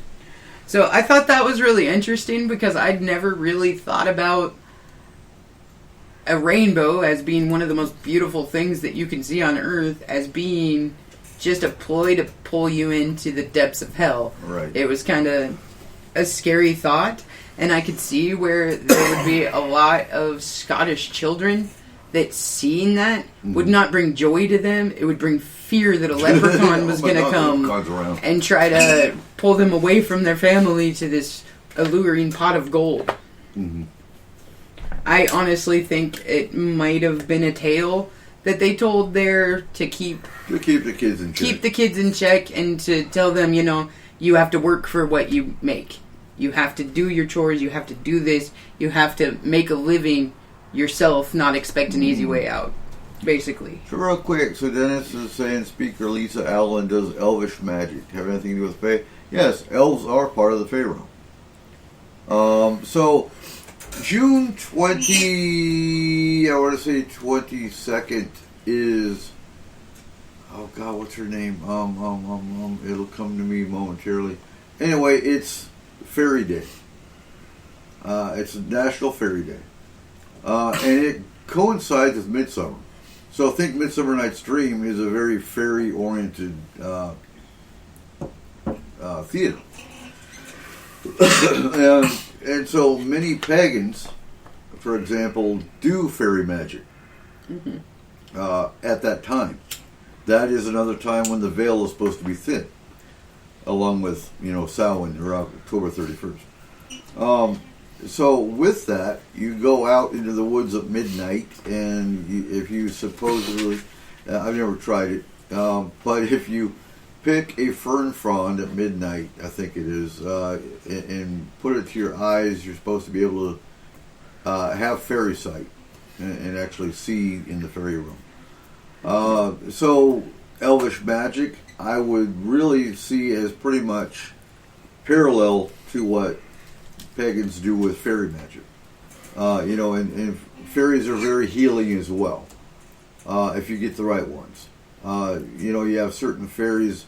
That's why I say, the cartoon Tinkerbell is really an accurate portrayal of the hierarchy and the different aspects and jobs fairies do. Mm-hmm. It's really cool. You've got the fairies that heal animals. You got the fairies that tend to the plants. You've got the fairies that change the seasons. It seems far-fetched if you don't believe in fae. And to be honest, if you want to see a what would you call that? Semi-accurate portrayal of the darker fae. Mm-hmm. There's something, the Spiderwick Chronicles. Yeah, is actually an okay portrayal of certain types of fae. Mm-hmm. And so we have about 20 minutes left, and so this hour we are talking the types. Mm-hmm. Last hour I wanted to go into more of the signs of if fae are around you. Okay. And the paranormal aspect of fae. Mm-hmm. As a paranormal investigator, what would you look for in a home? Because so many people don't understand the fae aspect. They really don't. And so they automatically cases, assume that it's either a spirit or it's an extraterrestrial. Right. And the fact of the matter is, there is a lot of fae contact that people don't understand. People piss off the fae. When you go out and landscape, for example, without knowing what you're doing. And they don't mean to. Right. But you can't... You piss them off. You can't... Oh my God. You can't make something happy that you don't believe exists. Right. And you automatically, like you said, I've got a pissed off spirit. No, actually, you got pissed off fae because you built a fairy altar and you didn't put anything on it. Well, imagine that. Cole can tell you firsthand, okay, that they will mess up your face. I didn't do anything to them. This is bullshit. Hey, actually, what? You got mad at Kimbo and sent her to her room. Michael. Because you told me to. You're a skeptic with a lot of stuff, and I get that. But, no. Fae interact with humans all the time. But it's a matter of humans recognizing that it's fae and not a spirit. Mm-hmm. And that's really, really common. Okay. Again, we'll get to that in the third hour. So I'm going to get down the list of some of these other fae that you can find in Ireland and Scotland. So the Silkies. Mm-hmm. Okay. So the Silkies can change their appearance from a seal into a human being. And they are said to be, again, tricksters that will go on land as a human being only to get impregnated so that they can go back to the sea. Right. Let's see, what else do we got? We got a Kelpie. Mm-hmm. Okay, so a Kelpie is a water horse. And it's a beautiful water horse. And anyone who dares to try to tame it or ride it will end up being stuck to the back of it and dragged to the pits of the sea and drowned. Mm-hmm. We also got another one that is kind of like the Kelpie. And, Siren? No, it's the Cleffeldor. What one? The Cleffeldor. Okay. And it does look like the appearance of a horse as well. Mm-hmm. But if you try to take a ride on this horse, it will fly up to amazing heights and then disappear, letting you drop to your death. Now, these are my favorite dudes. So these are the brownies. Oh, brownies are cool. Okay. Brownies are basically house fairies, man. They are the nicest, sweetest things in the world. They will clean your house for you. They will make sure that your dinner is on. They will do household chores. They're kind of like, if you've ever seen Harry Potter and Dobby, right. Little house elves, right? Except if you piss them off. Mm-hmm. Then they will destroy your home. Oh, they will rip it apart. They will kill and they will destroy your life.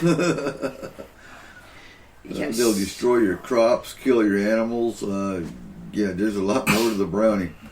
And they don't like cats. Okay, and then there's the Bean Tinjai, which is also a housekeeping type fairy. Well, the bean tea.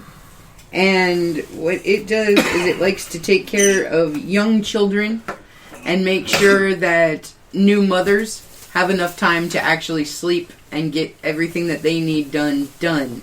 So it'll come and it'll take care of your children. Mm-hmm. It never shows itself to you. It only does this while you are sleeping so that you can get the extra time to sleep that you need. Oh, why'd you have to bring that up? Why did you bring up sleep? Why did you even say sleep? Oh. God. Okay, so there's the Ballybog. Mm-hmm. Okay, and then the Ballybog are an ancient Irish fairy. They protect the Peterbog of Ireland. And they are almost always covered in a mud or mud-like substances. They're ugly in appearance. And they are also known as the Boggins. Yeah. Which I find funny because I automatically go to Baggins when I'm thinking of that, and I'm like, oh, it's a baby Boggins. Right. So, yeah. Okay, what do we got? Oh, these are weird. Arkin Sani is a fey pig. Okay. It only lives on the Isles of Men, and it's also known as the Lucky Pig, due to a rumor that if you capture one, it is supposed to bring you luck and good fortune.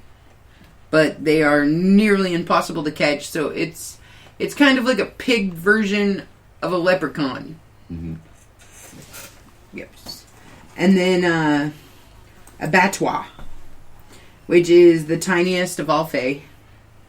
It coexists with ants in the ant hills, and it eats roots of grass and other plant roots.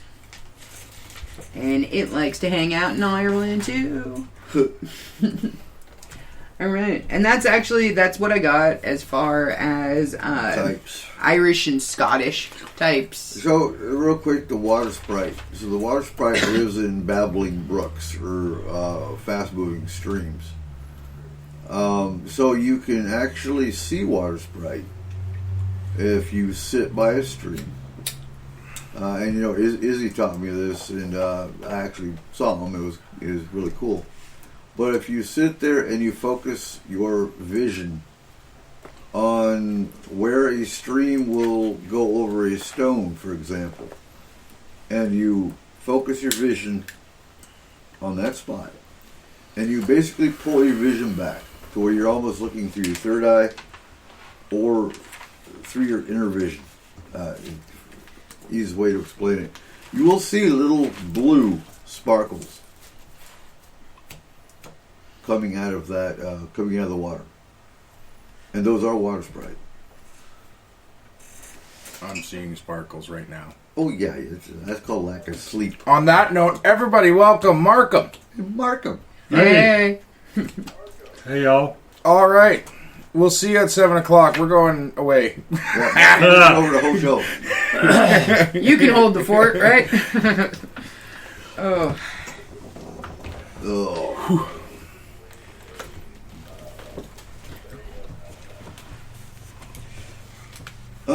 So the elementals are the rulers of the elements. So you got the fire. So some of the elementals, for example, would be the gnomes for Earth. Now there are specific elementals as well, but some of the fae act as elementals. They can when it comes to ruling the element. Right.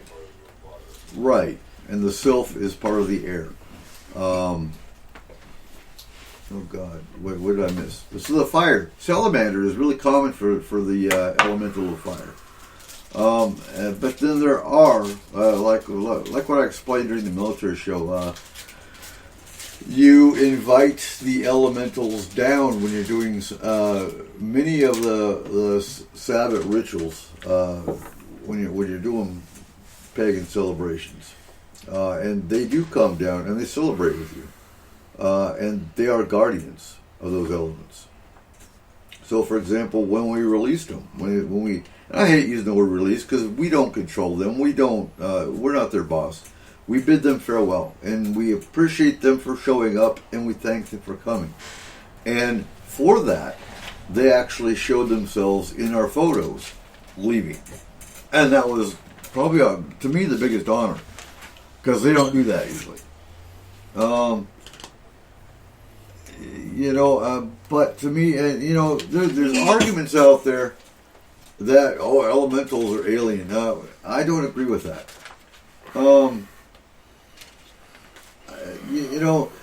Maybe there's an alien race that's known for being an elemental. That's possible, but I just no. To me, elementals are part of the Fae, and they are the rulers of, say, the forest, of the air, of fire, of water. You have rulers of those elements, which are what you would call the elementals. And I still question, is Bigfoot part of the Fae? Is he a guardian of the mountains? Like a gruff. I don't know. I don't have a good answer for that. Because we don't know enough about Bigfoot. We really don't until we actually meet one. And I'm not talking about a body. I'm talking about actually meet a living Bigfoot. Right. I mean, I just think that'd be cool as hell. My closest to communication has been knocking and having him knock back. And to me, that is communication. But he obviously didn't come down and shake my hand, or break bread, or you want a beer? No. But I don't think that'll ever happen. I really don't. I just think they prefer to keep to themselves. They are overwatch. They watch the property. They keep people the hell away. And I think back to when my father-in-law actually saw a very large beast come running through 8 foot of blackberries to grab one of our roosters and run right back through the blackberries. That's not a bear, and that's definitely not a cougar. What else would it be? Dog man. It was a very large, hairy creature. Bears don't run on. We don't Hungry Yeah, hippie. but up here we don't really have dog man. I've never heard of a dog man up here. We probably. I've heard a couple of scattered reports of goat man, but that is very distinct. You would be able to tell pretty much immediately if it had horns or not, especially if they were that big of horns. So I couldn't think of anything else that it would be besides a Bigfoot.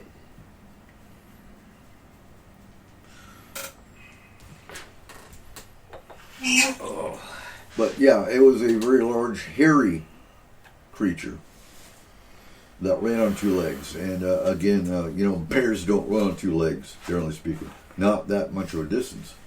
If they run on 2 legs at all, they run maybe 5-10 feet. Mm-hmm.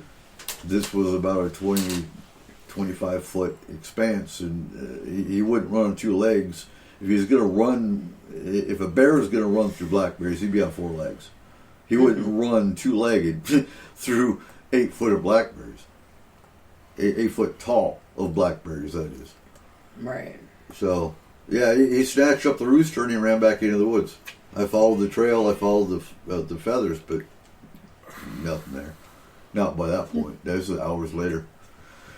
But again, I've been told that we do have Bigfoot that watches over our property. Our property is very protected, even without Bigfoot, just from our barriers that we have up and the shields that we have up from the work that we did, with FMP. We had to, but Again, last hour we're going to talk about how do you identify if you've got Fae around you. Signs and symptoms, man. Not even. Oh yeah, I guess symptoms would apply. No. Scratch the hell out of your face. And then why would Fae attack you? Why would Fae cause paranormal issues? Because they're mean. No, not really. Okay, so you're gonna completely renovate your home. I didn't do that. I did nothing. Oh, you're talking about you when you got slapped in the face or whatever. They scratched the shit out of me.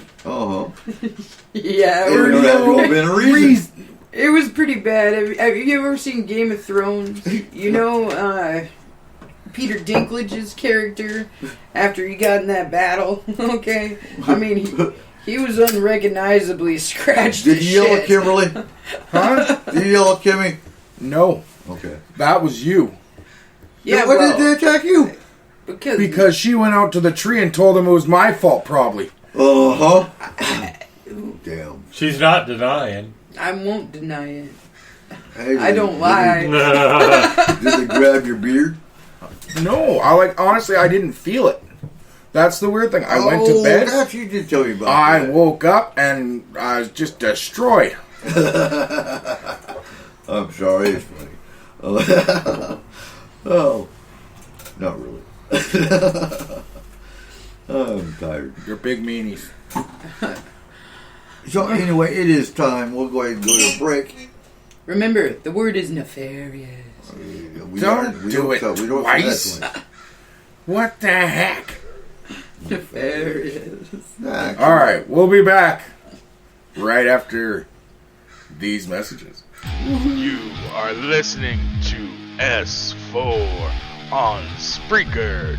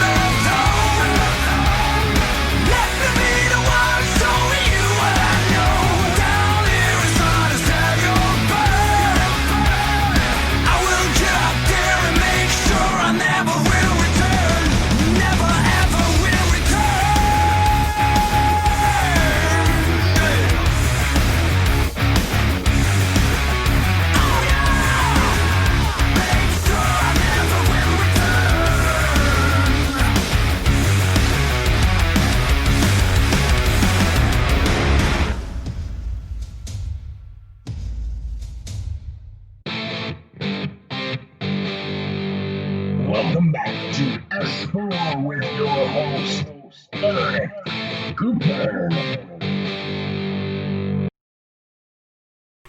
And welcome back to S4. We are talking dragons and fae. And let's see here. Where are we at? We are in signs, symptoms. Yeah. Extreme lethargy and Right. So some of the differences. Face scratching pain. Some of the differences, though, between a fae activity or sign and a spirit or alien, for example. So when you're walking through your home and outside, and you see those little sparkles in the corner of your eye. Sparkles. Sparkly sparks. Yeah. Sparkly. Yeah, when you see the little sparklies in the corner of your eye, those are generally fairies. But I want to clarify, if you're prone to migraines, they cause sparkles. Or if you sneeze or hit your head really hard, it's probably not a fairy either. No. Or if you've been up for almost 20 hours. Yeah. 20. Right. Yeah. And with anything, I always have to say, you always look at the mundane before you just say, oh, yeah, it's this. No. You have to look at the medical. So with sparkles in the corner of your eye, that is... Excuse me. When you sneeze. It could be a migraine. It could be, I believe those are signs of high blood pressure and stroke signs potentially as well. Yeah, so if you do randomly By the way, just start... I think I'm having that now. So. Not just lack of sleep. That's lack of sleep. Yeah, if you randomly do start seeing sparkles out of the blue and you've never seen them before, honestly, go get yourself checked out before you automatically assume that it's fae, because it could be a severely bad medical problem there. Right. yeah, Right. Bleeding. retinopathy. So that's one sign. Usually a spirit won't do that.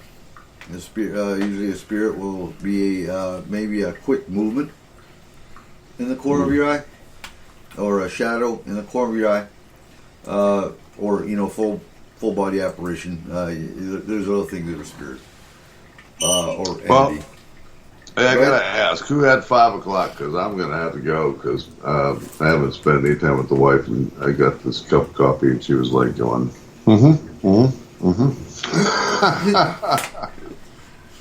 So as much as I'd love to stay, I want to thank you guys for allowing me to sit in with you guys. It's been a great day.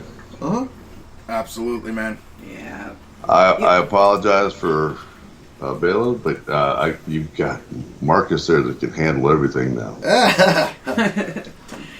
All right. You have a good night, Barry. Thank you so much. It was a blast. I got to tell you, it was really good. It was. And but thanks again, and I'm going to go hit the hay. 65 years old, and I shouldn't be doing this. Not a problem. Go get some sleep. I'll see y'all. Yep. Have a good night, Barry. Love y'all. Yeah. Hey, good night. You too. Bye. Bye. So again, we don't got to have those. Yeah. So the sparkles, dragonflies, another thing. So you have dragonflies. They come buzzing into your house. They even when I was stationed in Atlanta, I worked with fae a lot, and in Atlanta there's cottonmouth snakes. Now, fae are very protective of humans that they like or work with.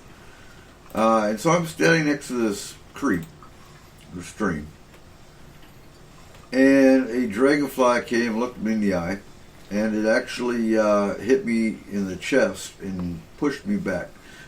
Not physically, because obviously dragonflies ain't strong, but it kind of startled me to the point where I stepped back. About the time a cottonmouth shot across the creek towards me. Now, I found that as, yes, that was fake, that was protective.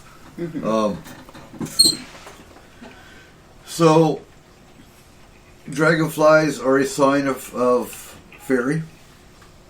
Some fairy are known to ride or use dragonflies as transportation. Usually it's just a sign that they're around. When you're looking, I'm trying to think here again, like we said, you got the fairy rings, which are circles in the grass. When you have shiny things that tend to disappear and reappear in another spot, that can also be spirit. Spirits are known to take your items too. Well, just like Fae can come in orb form, right? As well. So just like spirits can come in orb form, just like ETs can come in orb form. But just because you see an orb does not mean always that it's a spirit. So yeah, that's why we're going over this, because these are things that are similarities with many other paranormal aspects. But you have to look at the big picture, look at all of them combined. So what pisses Faye off?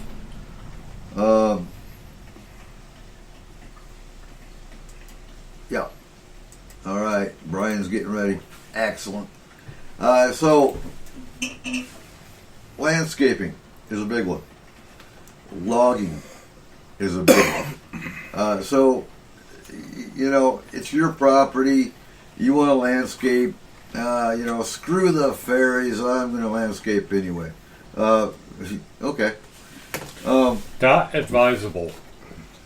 Right. I did that in Winston-Salem, and it was not a pleasant experience. And no, all you really simply have to do is explain to them you want to do some landscaping, or you want to do some, logging, and explain why. And leave them a gift, something shiny. It can be a cup of tea. It can be a cake. Make sure that they realize that this is a one-time gift as well. Oh, absolutely. Yeah. If you do set up a fairy garden or a fairy altar, make sure that thing, you are constantly checking it and adding to it. Mm-hmm. Nothing pisses them off more than there's supposed to be something here for me, right, and there isn't. We had a case here in Washington that they had all kinds of chaos going on.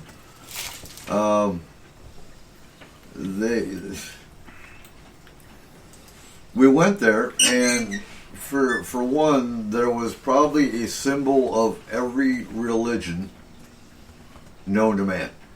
So there's a Native American dream catcher on one corner of the property. There's a Christian cross on the wall. There's a pagan pentacle on another wall.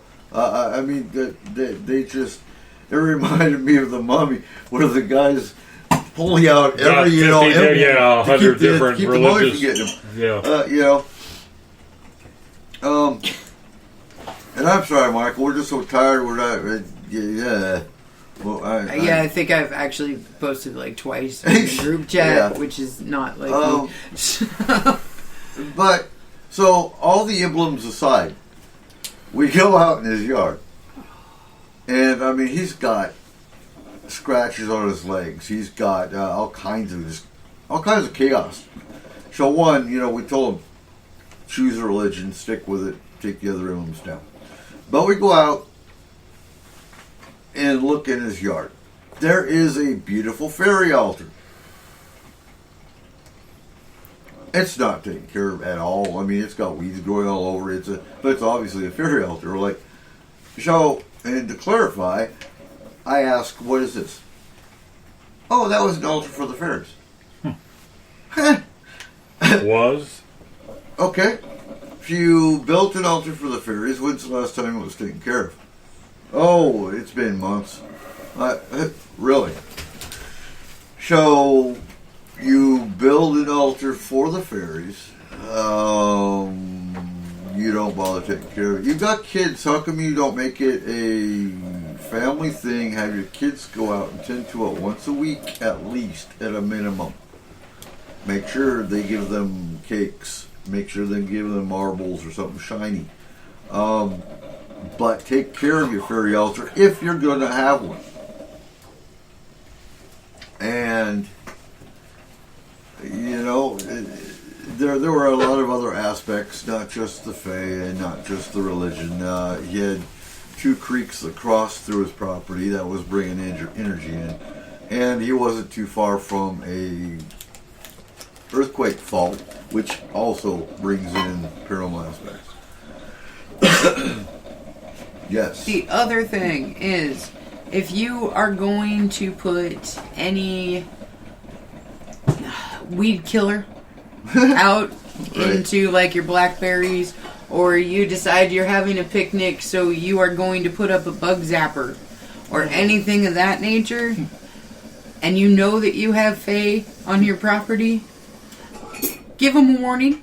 Let them know. Yeah, they aren't going to do nothing as long as you let them know. Remember, fairy lives matter. But if you don't let them know, and one of their buddies gets zapped to death by that bug zapper, then you're going to have some serious issues.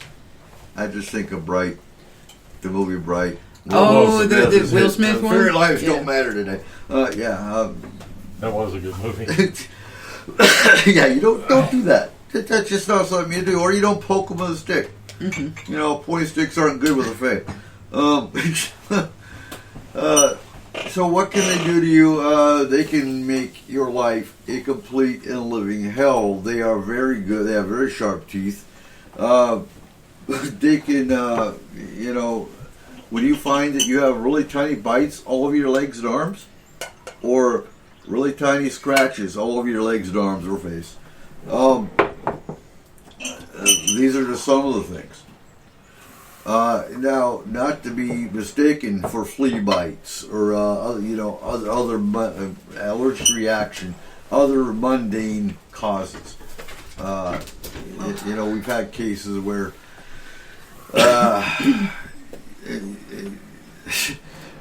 the woman was being attacked all the time. Come to find out, she had done a renovation job on a bathroom, renovation job on the closet, whatever the case. You don't ever don't ever renovate your closet. 1, you piss off spirits. 2, you will piss off fae, if that is what they consider their sanctuary. Well, and not to say that you can't renovate your own house. Right. Like, go ahead and renovate your own house. Just, if you know you're having activity there, let them know you're doing it beforehand. Absolutely. So that it's not a huge surprise that their favorite closet, you just messed up. So it's just more or less show respect. Right. Yes, it's just absolutely. a respect thing. You do have other guests in your home, whether you like it or not. And you can't. They won't go away. No, they don't. It doesn't work that way. And they can make life horrible. They can be your best friend and protector, or your worst damn enemy. Mm-hmm. Look at it that way. Mm-hmm. And so as a paranormal investigator, what do you look for in someone's home, and how can you tell if it's a spirit or a fae? One big way that you can tell is animal reaction. Oh, absolutely. Okay? Because animals will definitely follow and react to spirits, mm-hmm. but they will absolutely react to fae.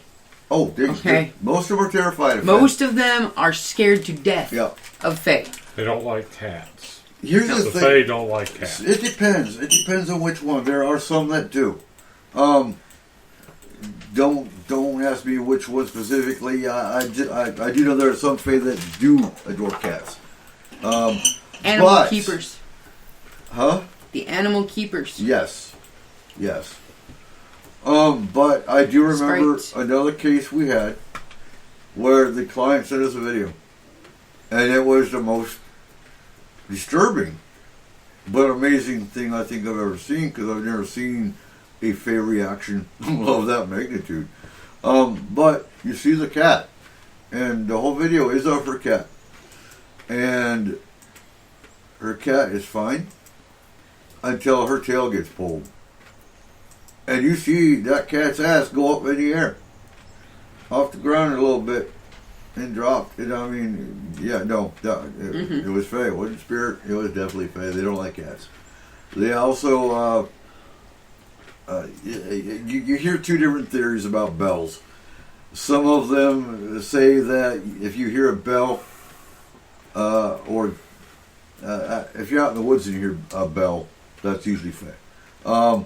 But in the home, you don't use a bell.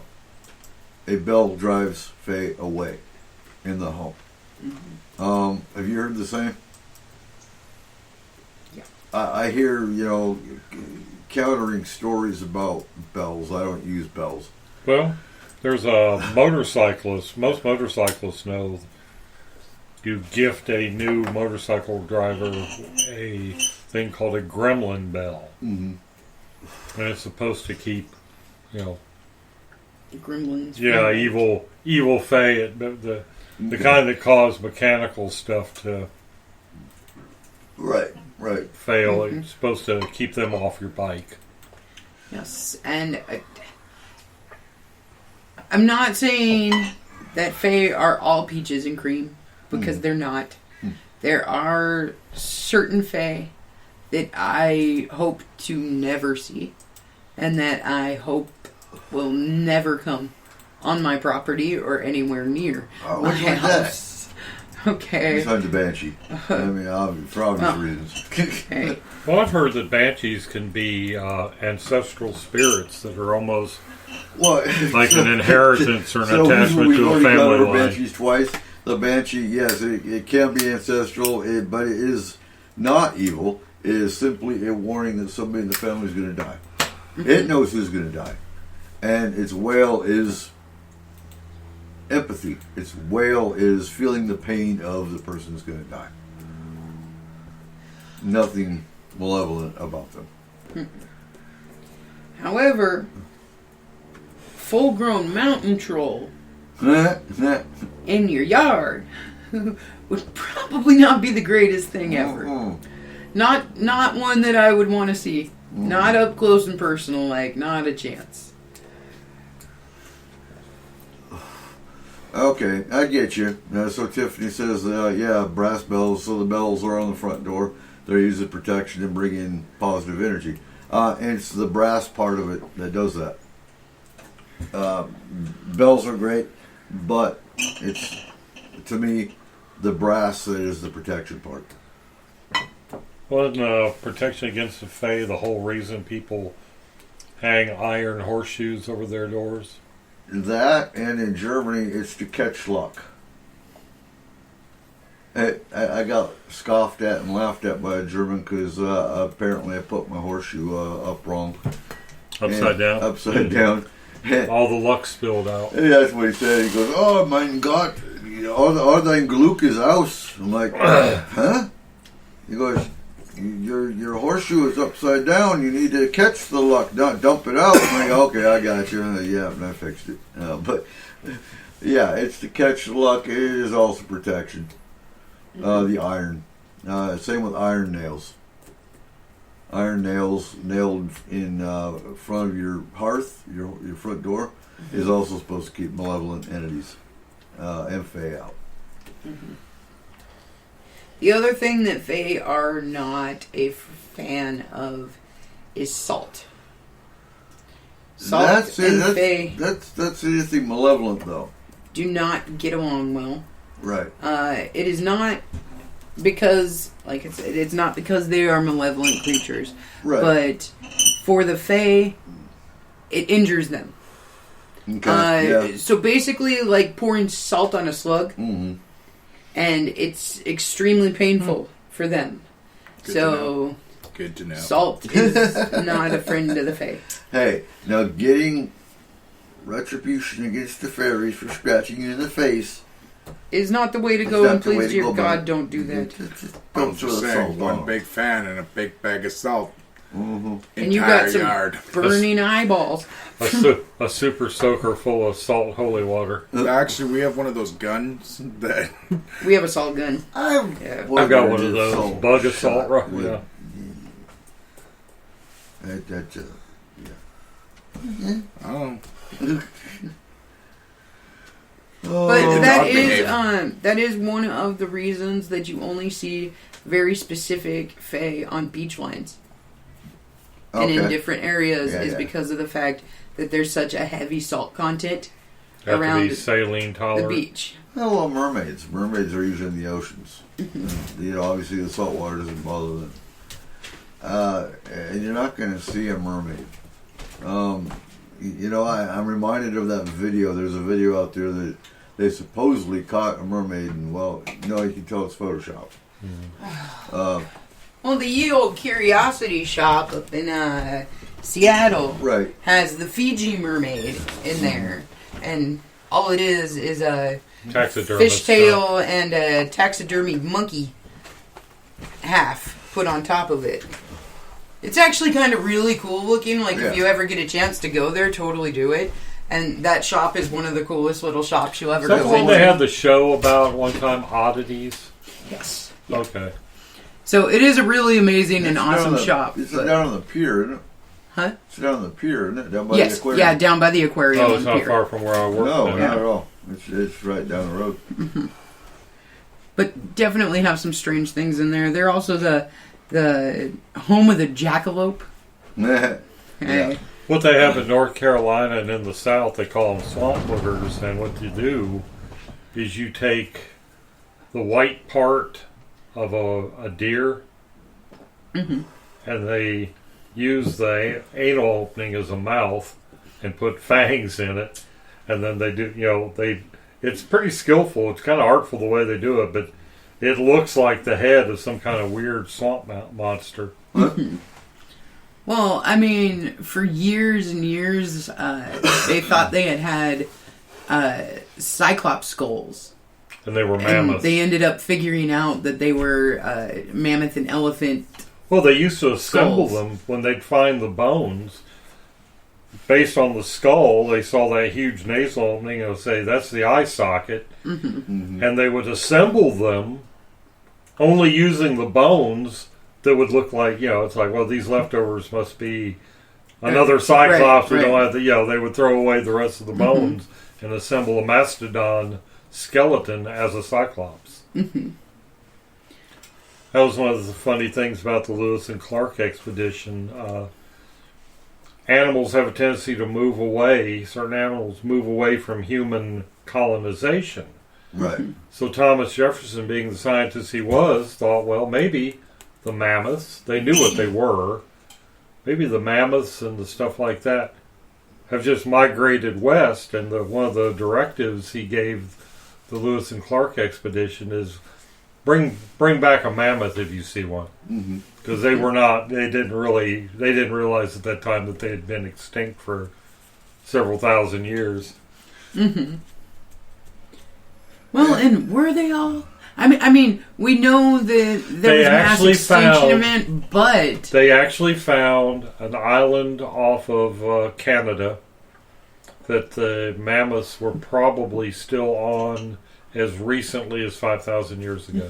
and see, that's what I'm saying is most likely, I would say almost 100% likely that they are extinct as of this point. Right. But Oh, I yeah. do not believe that every single dinosaur, every single mammoth, every single thing died instantaneously in this.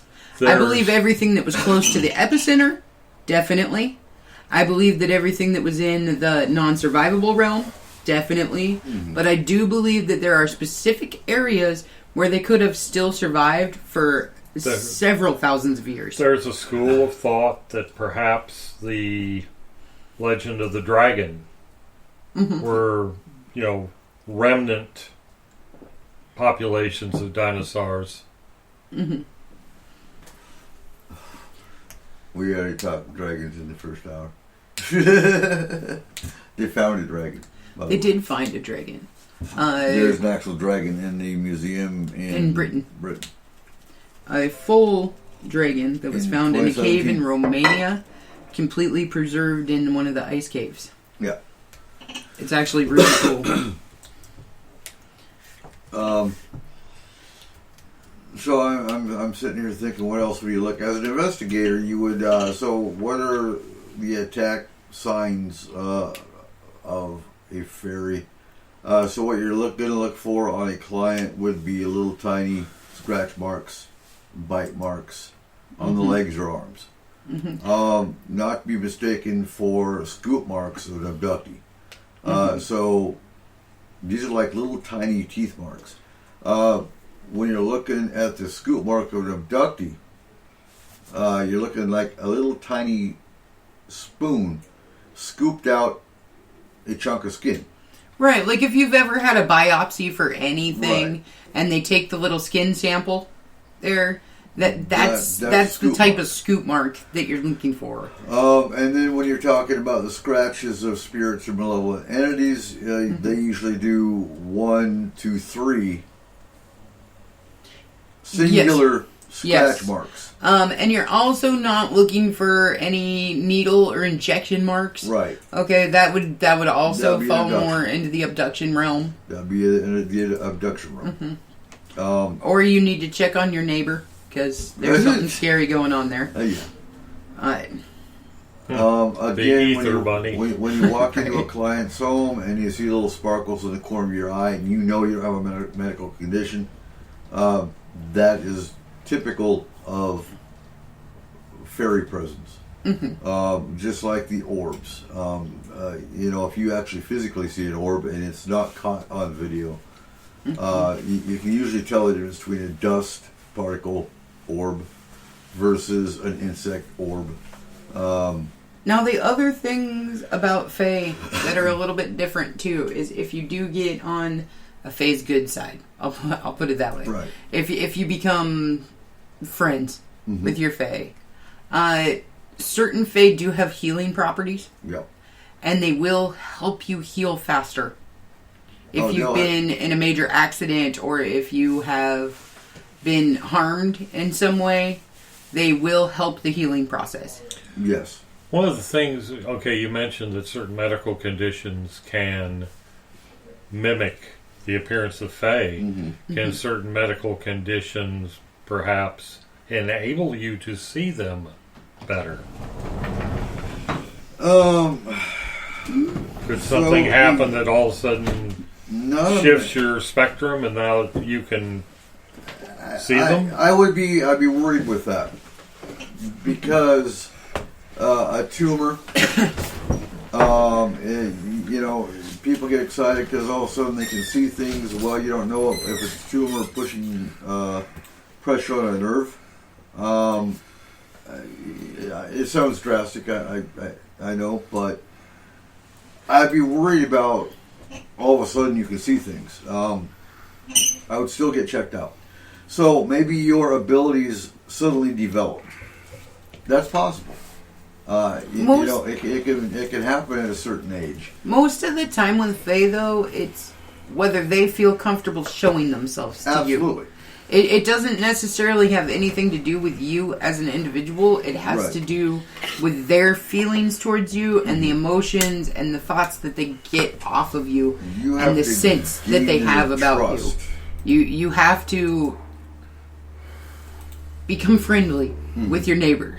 Yeah. You got to make sure that you're taking them into account, and yeah. There has to be a mutual understanding, for one. And again, you have to gain their trust. You have to gain their respect in certain regards. Let them know you're not there to damage the forest. You're not there to damage their landscape, their plants. Plant them a garden. Plant them a fairy garden. Invite them. And they will stay and take care of you. They're very protective. Very much like the dragons that we talked about earlier. And honestly, the likelihood that if you are living in a major metropolitan area of you having very much Fae activity at all is pretty slim. If you live in an apartment, you can attract fairy. If you have a patio, for example, I would go out and plant a garden, as small as it probably will be on a small apartment patio. But marigolds are a big fairy plant. What else? Any kind of Weirdly enough, hemlock. In an iron planter with salt around them. No, don't listen Damn to right. There are a lot of plants that we think of as poisonous or dangerous that are not poisonous or dangerous to the fairy folk. Right, like foxglove. Mm-hmm. Foxglove is very special to Fae. At the same time, if you have young kids, Yeah, watch what you're You playing. can't want and pets too. yeah, and pets, You don't definitely. want your cats and dogs to nibble on a poisonous plant, let alone your kids. You know. So yeah, you know, wind chimes. Mm-hmm. Put wind chimes up on your patio. You know, anything, and if you hear children giggling and you don't have kids around you, that is often a sign of Fae. Outside. If it's happening in your house, it's probably spirit. Generally speaking. Well, there are those creepy little black-eyed dudes. Yeah. Don't mess with those guys either. They're creepy black-eyed kids. No, they're not going to giggle. They're going to be kicking out your door. Ding, ding, ding. That's a whole other show, though. Yeah. Oh, No, get off my torch. Oh, Really? Honestly, you know I'd open the damn door. I'd be like, "Oh, little baby kid." yeah, we You would never okay? see you. We And never I'd see disappear. Kayla again. Kayla would disappear. So I said, if one creature is gonna get me, it's gonna It's be gotta those be a damn black-eyed. black-eyed kids. Yeah. Because I don't care if it's actually a child or not. Probably If a treat 'em child like a comes kid, up here and therefore says, they'd bring her back in 5 minutes. "Help She's me," mean. I'm gonna be like, "Oh, baby, I'll help you. What do you need?" And then I'm just gonna be eaten alive or whatever the hell they do. Yeah. Sad Yeah, but yeah. true. So, what did you find, doing a recap here, we got 30 minutes, what did you find fascinating the most about the dragons in doing your research? Well, you know, for me, taking it from my thoughts of a dragon being a prehistoric dinosaur type Right. and evolving into several different types of dragon from that, I found it fascinating how intelligent they actually are. Oh, they're very, yeah. Like, Oh, absolutely. to me, I was like, man, this is like beyond dolphin intelligence. This is a very intelligent creature. There was a case, and I'm not sure if you remember or not, now I'm probably going to disclose too much. But when Black and Red Dragons came out on a certain case, when you guys first came to FMP. Yes. Do you remember that? Yes, I do. Okay. They are very protective of certain situations. Mm-hmm. And I'll leave it at that. But they will come out when asked. They will come out when they're needed. Absolutely. And that's for anyone, not just for certain situations. So yes, and again, they are very family-oriented to an extent. Like we discussed, the male will take care of the egg until it's time for him to go. And the female will tend to the needs of the child, or the baby dragon. Why do you think, and we kind of hit on this, but why do you think, since there's evidence dragons exist physically, that they're still continuing to be seen as mythological? Honestly, I think they will always continue to be seen as mythological. No matter how much evidence we have that a dragon actually existed on this planet at any point in time, they will continue to be seen as mythological. And I really believe that the reason for that is there's so much lore around them. So many different cultures, so many different types, so many different things about them that cannot be explained, that labeling them as an actual, this is truly a creature that we have, we know what this is what it is, labeling it like that, we have so many people that think so many different things about them. Okay, everything from they're evil, like Leviathan style, to they are able to speak to you, they are able to hold intelligent conversations, to Well, just look how all the of this other Chinese stuff. view a dragon. Right. You know, it's a completely different mindset than European dragon lore. So I believe that because we cannot say all of these things are true or none of these things are true, and we do not know exactly which pieces of what are true, that it will continue to be a mythological creature until the end of time. Unless one of them pops out in the middle of Washington, D.C., in the middle of like a press conference or something like that. This and is says, 2020. That still won't hey, help. so, dude, I Yeah. exist. They'll call it a murder horror. This is what I am. Yeah, with the way 2020's going, the dragon that pops out will be Godzilla. Yeah. Right, and that's the thing, is that it's the same thing with disclosure for alien races. Right.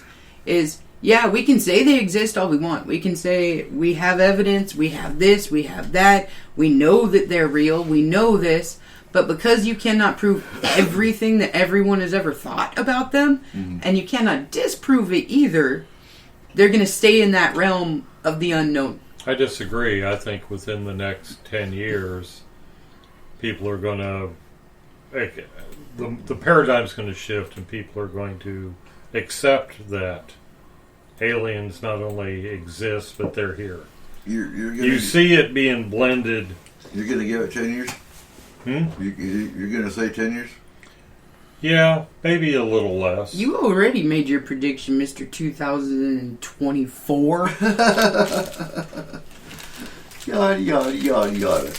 I mean, it could be, but you see it already. I mean, the Pentagon's Oh yeah, come out it's starting to become more Yeah. mainstream. People are accepting. ever since that New York Times article came out, more mainstream source. 2017? It's been a while. Yeah, it's 16 or 17? Yeah, I mean, it's actually becoming a point where now other mainstream outlets are hopping on the UFOs are real bandwagon. Yeah. Yes, but see, now here's the problem that I see. Is because there are so many different races and because there are so many different types and everything else, so many different types of ships and all this, we might do what we do with a lot of different species of things and go, Greys exist. Cool. These don't. You know what I mean? Because we haven't physically seen one. One hasn't come. One hasn't. This is all BS, but these guys exist because they came and we know them. I don't know. I think So it might once the camel gets his nose to the tent flap, I mean, I feel it's just the opposite, that once you acknowledge one species exists, it's going to open the door for people to accept that the others exist as well. I would love to say that I wish that would happen. I wish that people would be willing to accept and to integrate and to become a society of straight up Star Trek type stuff. But we're about 100 years. I believe that that we, at this point anyways, like even 10 years from now, that we're so divided between ourselves that introducing anything else to that equation, it's just going to make more divide. You don't think it'd have a unifying effect? I think it would depend on the intent of whatever race ended up actually showing themselves. I think the argument of races, yeah, that would be a dividing factor. Now, you bring in the alien invasion side. That's what I'm saying. It depends on the intent. Right. If they came in and they said, we are simple explorers, we are scientists, we are this, we are just coming here to talk to you guys, to get to know you, that kind of thing, that's not going to bring us any closer. No. You Now, bring in the imminent alien invasion. If you got a they bunch came of crap all down over and the they place. started trying to shoot people and stuff, well, You're then gonna bring- we as a race are Right. going to come together to defeat whatever we need to go up against. But the second that threat is done, Yeah. we're going to go right back to the divisions that we had before. But Better maybe. weapons. But maybe. With better weapons. Yeah, 'cause I don't know, we'll because capture- we've seen It this. depends on how long the invasion is going to last. If it's going to last a week or more, I don't think so, or because we've longer? seen this through history. We've seen this through our own wars between this country and this country. We can be best friends and allies with these guys.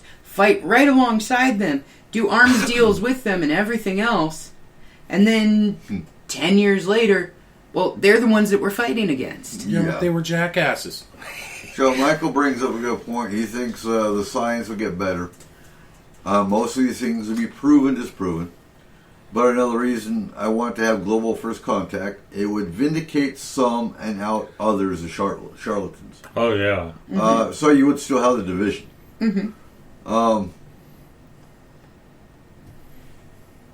Yeah. It's gonna vindicate the ufology field. Part of it. Maybe. Certain people within the ufology field, yes. Other people will be completely ousted as you were full crap. The thing is, the Greers in the field are gonna be, oh my god, what happened?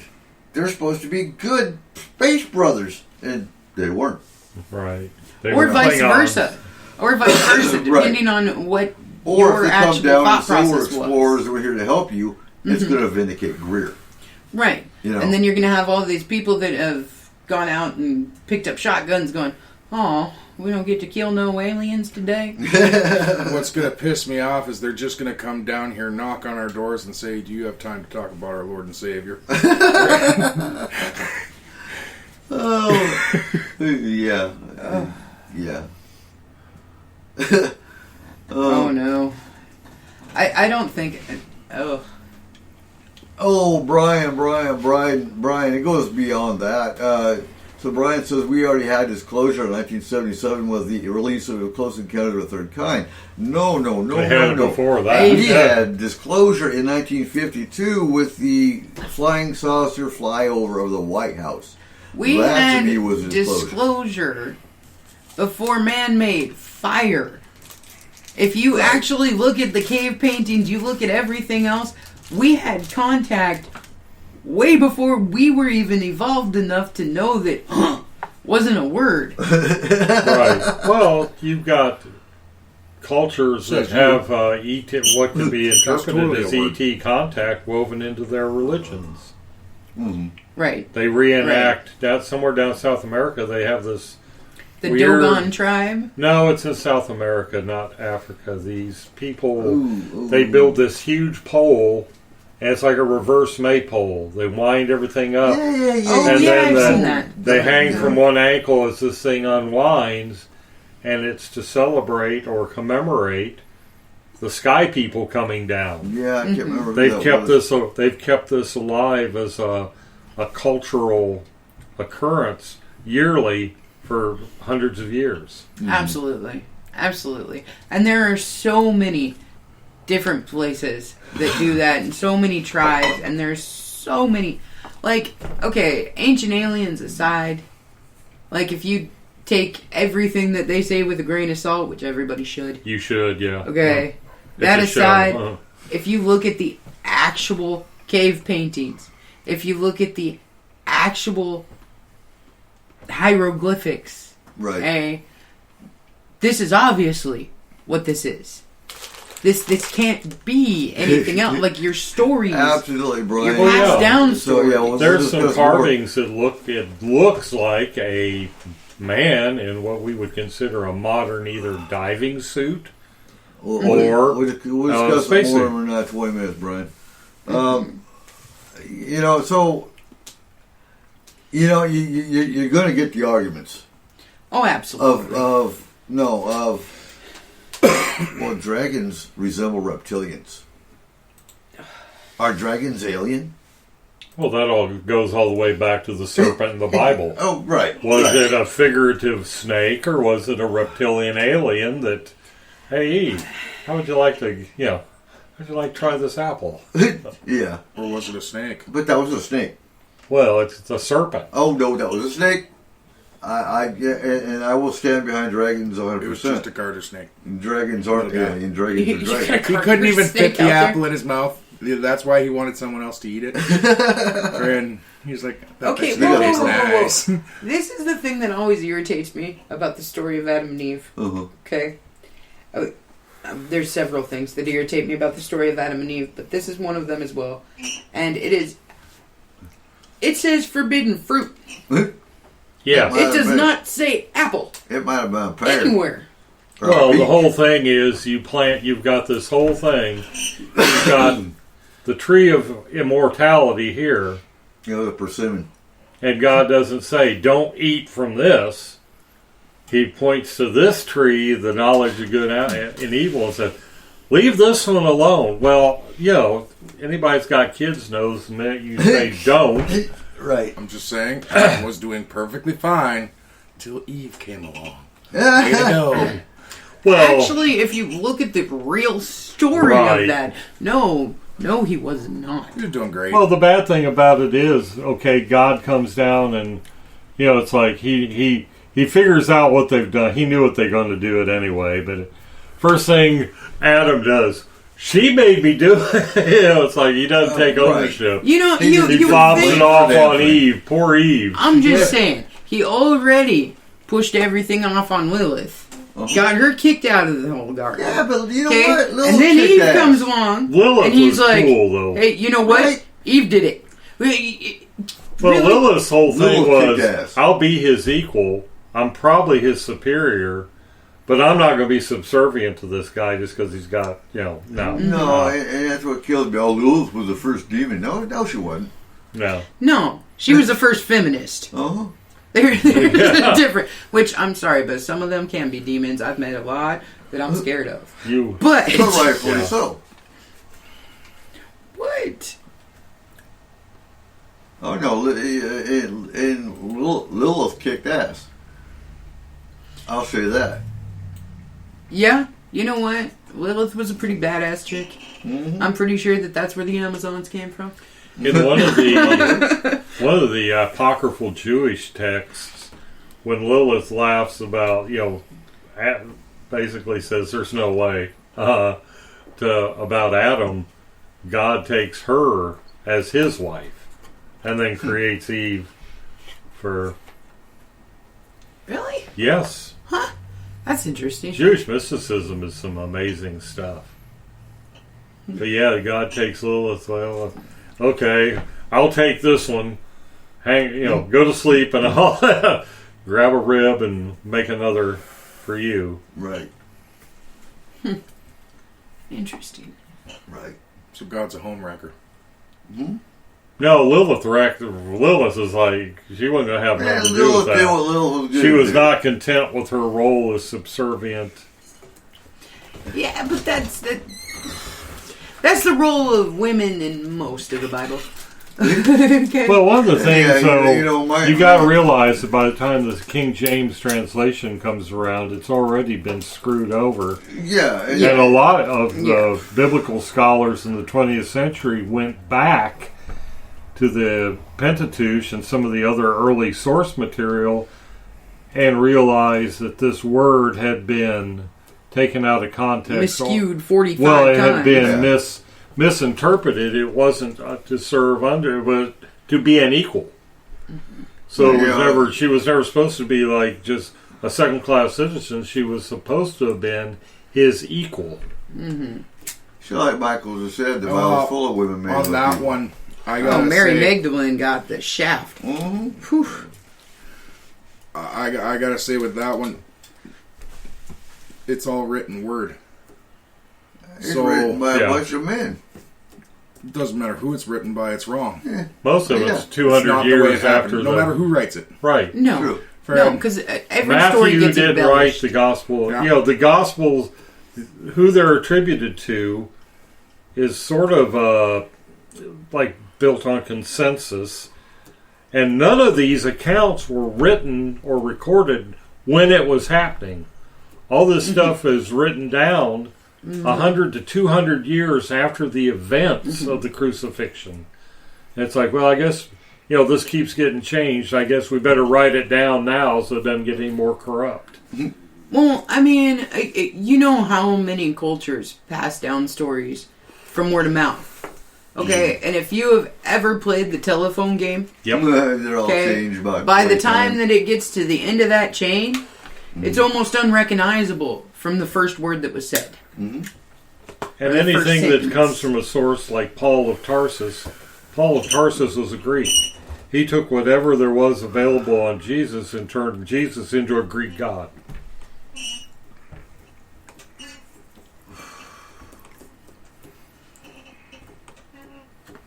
And we are down to 347. Woo! Almost done. So let's Wow. go to some promos here. So, our Paranormal Radio Art Contest. We here at S4 know that sometimes when dealing with the paranormal, what we experience cannot properly be put into words. So we are asking you, the public, to share with us your best paranormal artwork. Between August 1st and September 30th, we will be accepting your 2D artwork, which we will then be featuring on Facebook, Twitter, and our webpage during the month of October. The host of S4 will then pick one to win an S4 swag bag valued at $75. All 2D mediums accepted must be 18 to enter, and all artwork must be PG, no nudity please. Entries must be submitted to s4radiowinner@gmail.com. And with that, so ends the Dragons and Fae Show. Dun, dun, dun. And we are off to Brian Bowden in 10 minutes, talking all things cryptid and other things that may pop up. Whatever pops up at this point, it's the last show before a roundtable. We can talk. Oh, he's also wanting to talk disclosure. So, yeah. I like the disclosure. So, yeah. Do not forget that you need to reset your browsers at exactly 4 p.m. And we will be back, ladies and gentlemen. Eric, Excellent. what do we say? And don't forget, keep your eyes to the skies. Ladies and gentlemen, thank you for joining us tonight on S4, the official voice of Forest Moon Paranormal. You can contact S4 through our website at www.s-4radio.com or on Facebook. Make sure you give us a like on our page and join the Forest Moon Paranormal group. If you are interested in advertising, take a look at our packages and contact Cole or Eric at 1-360-999-2830. Again, thank you. And remember, keep your eyes to the sky.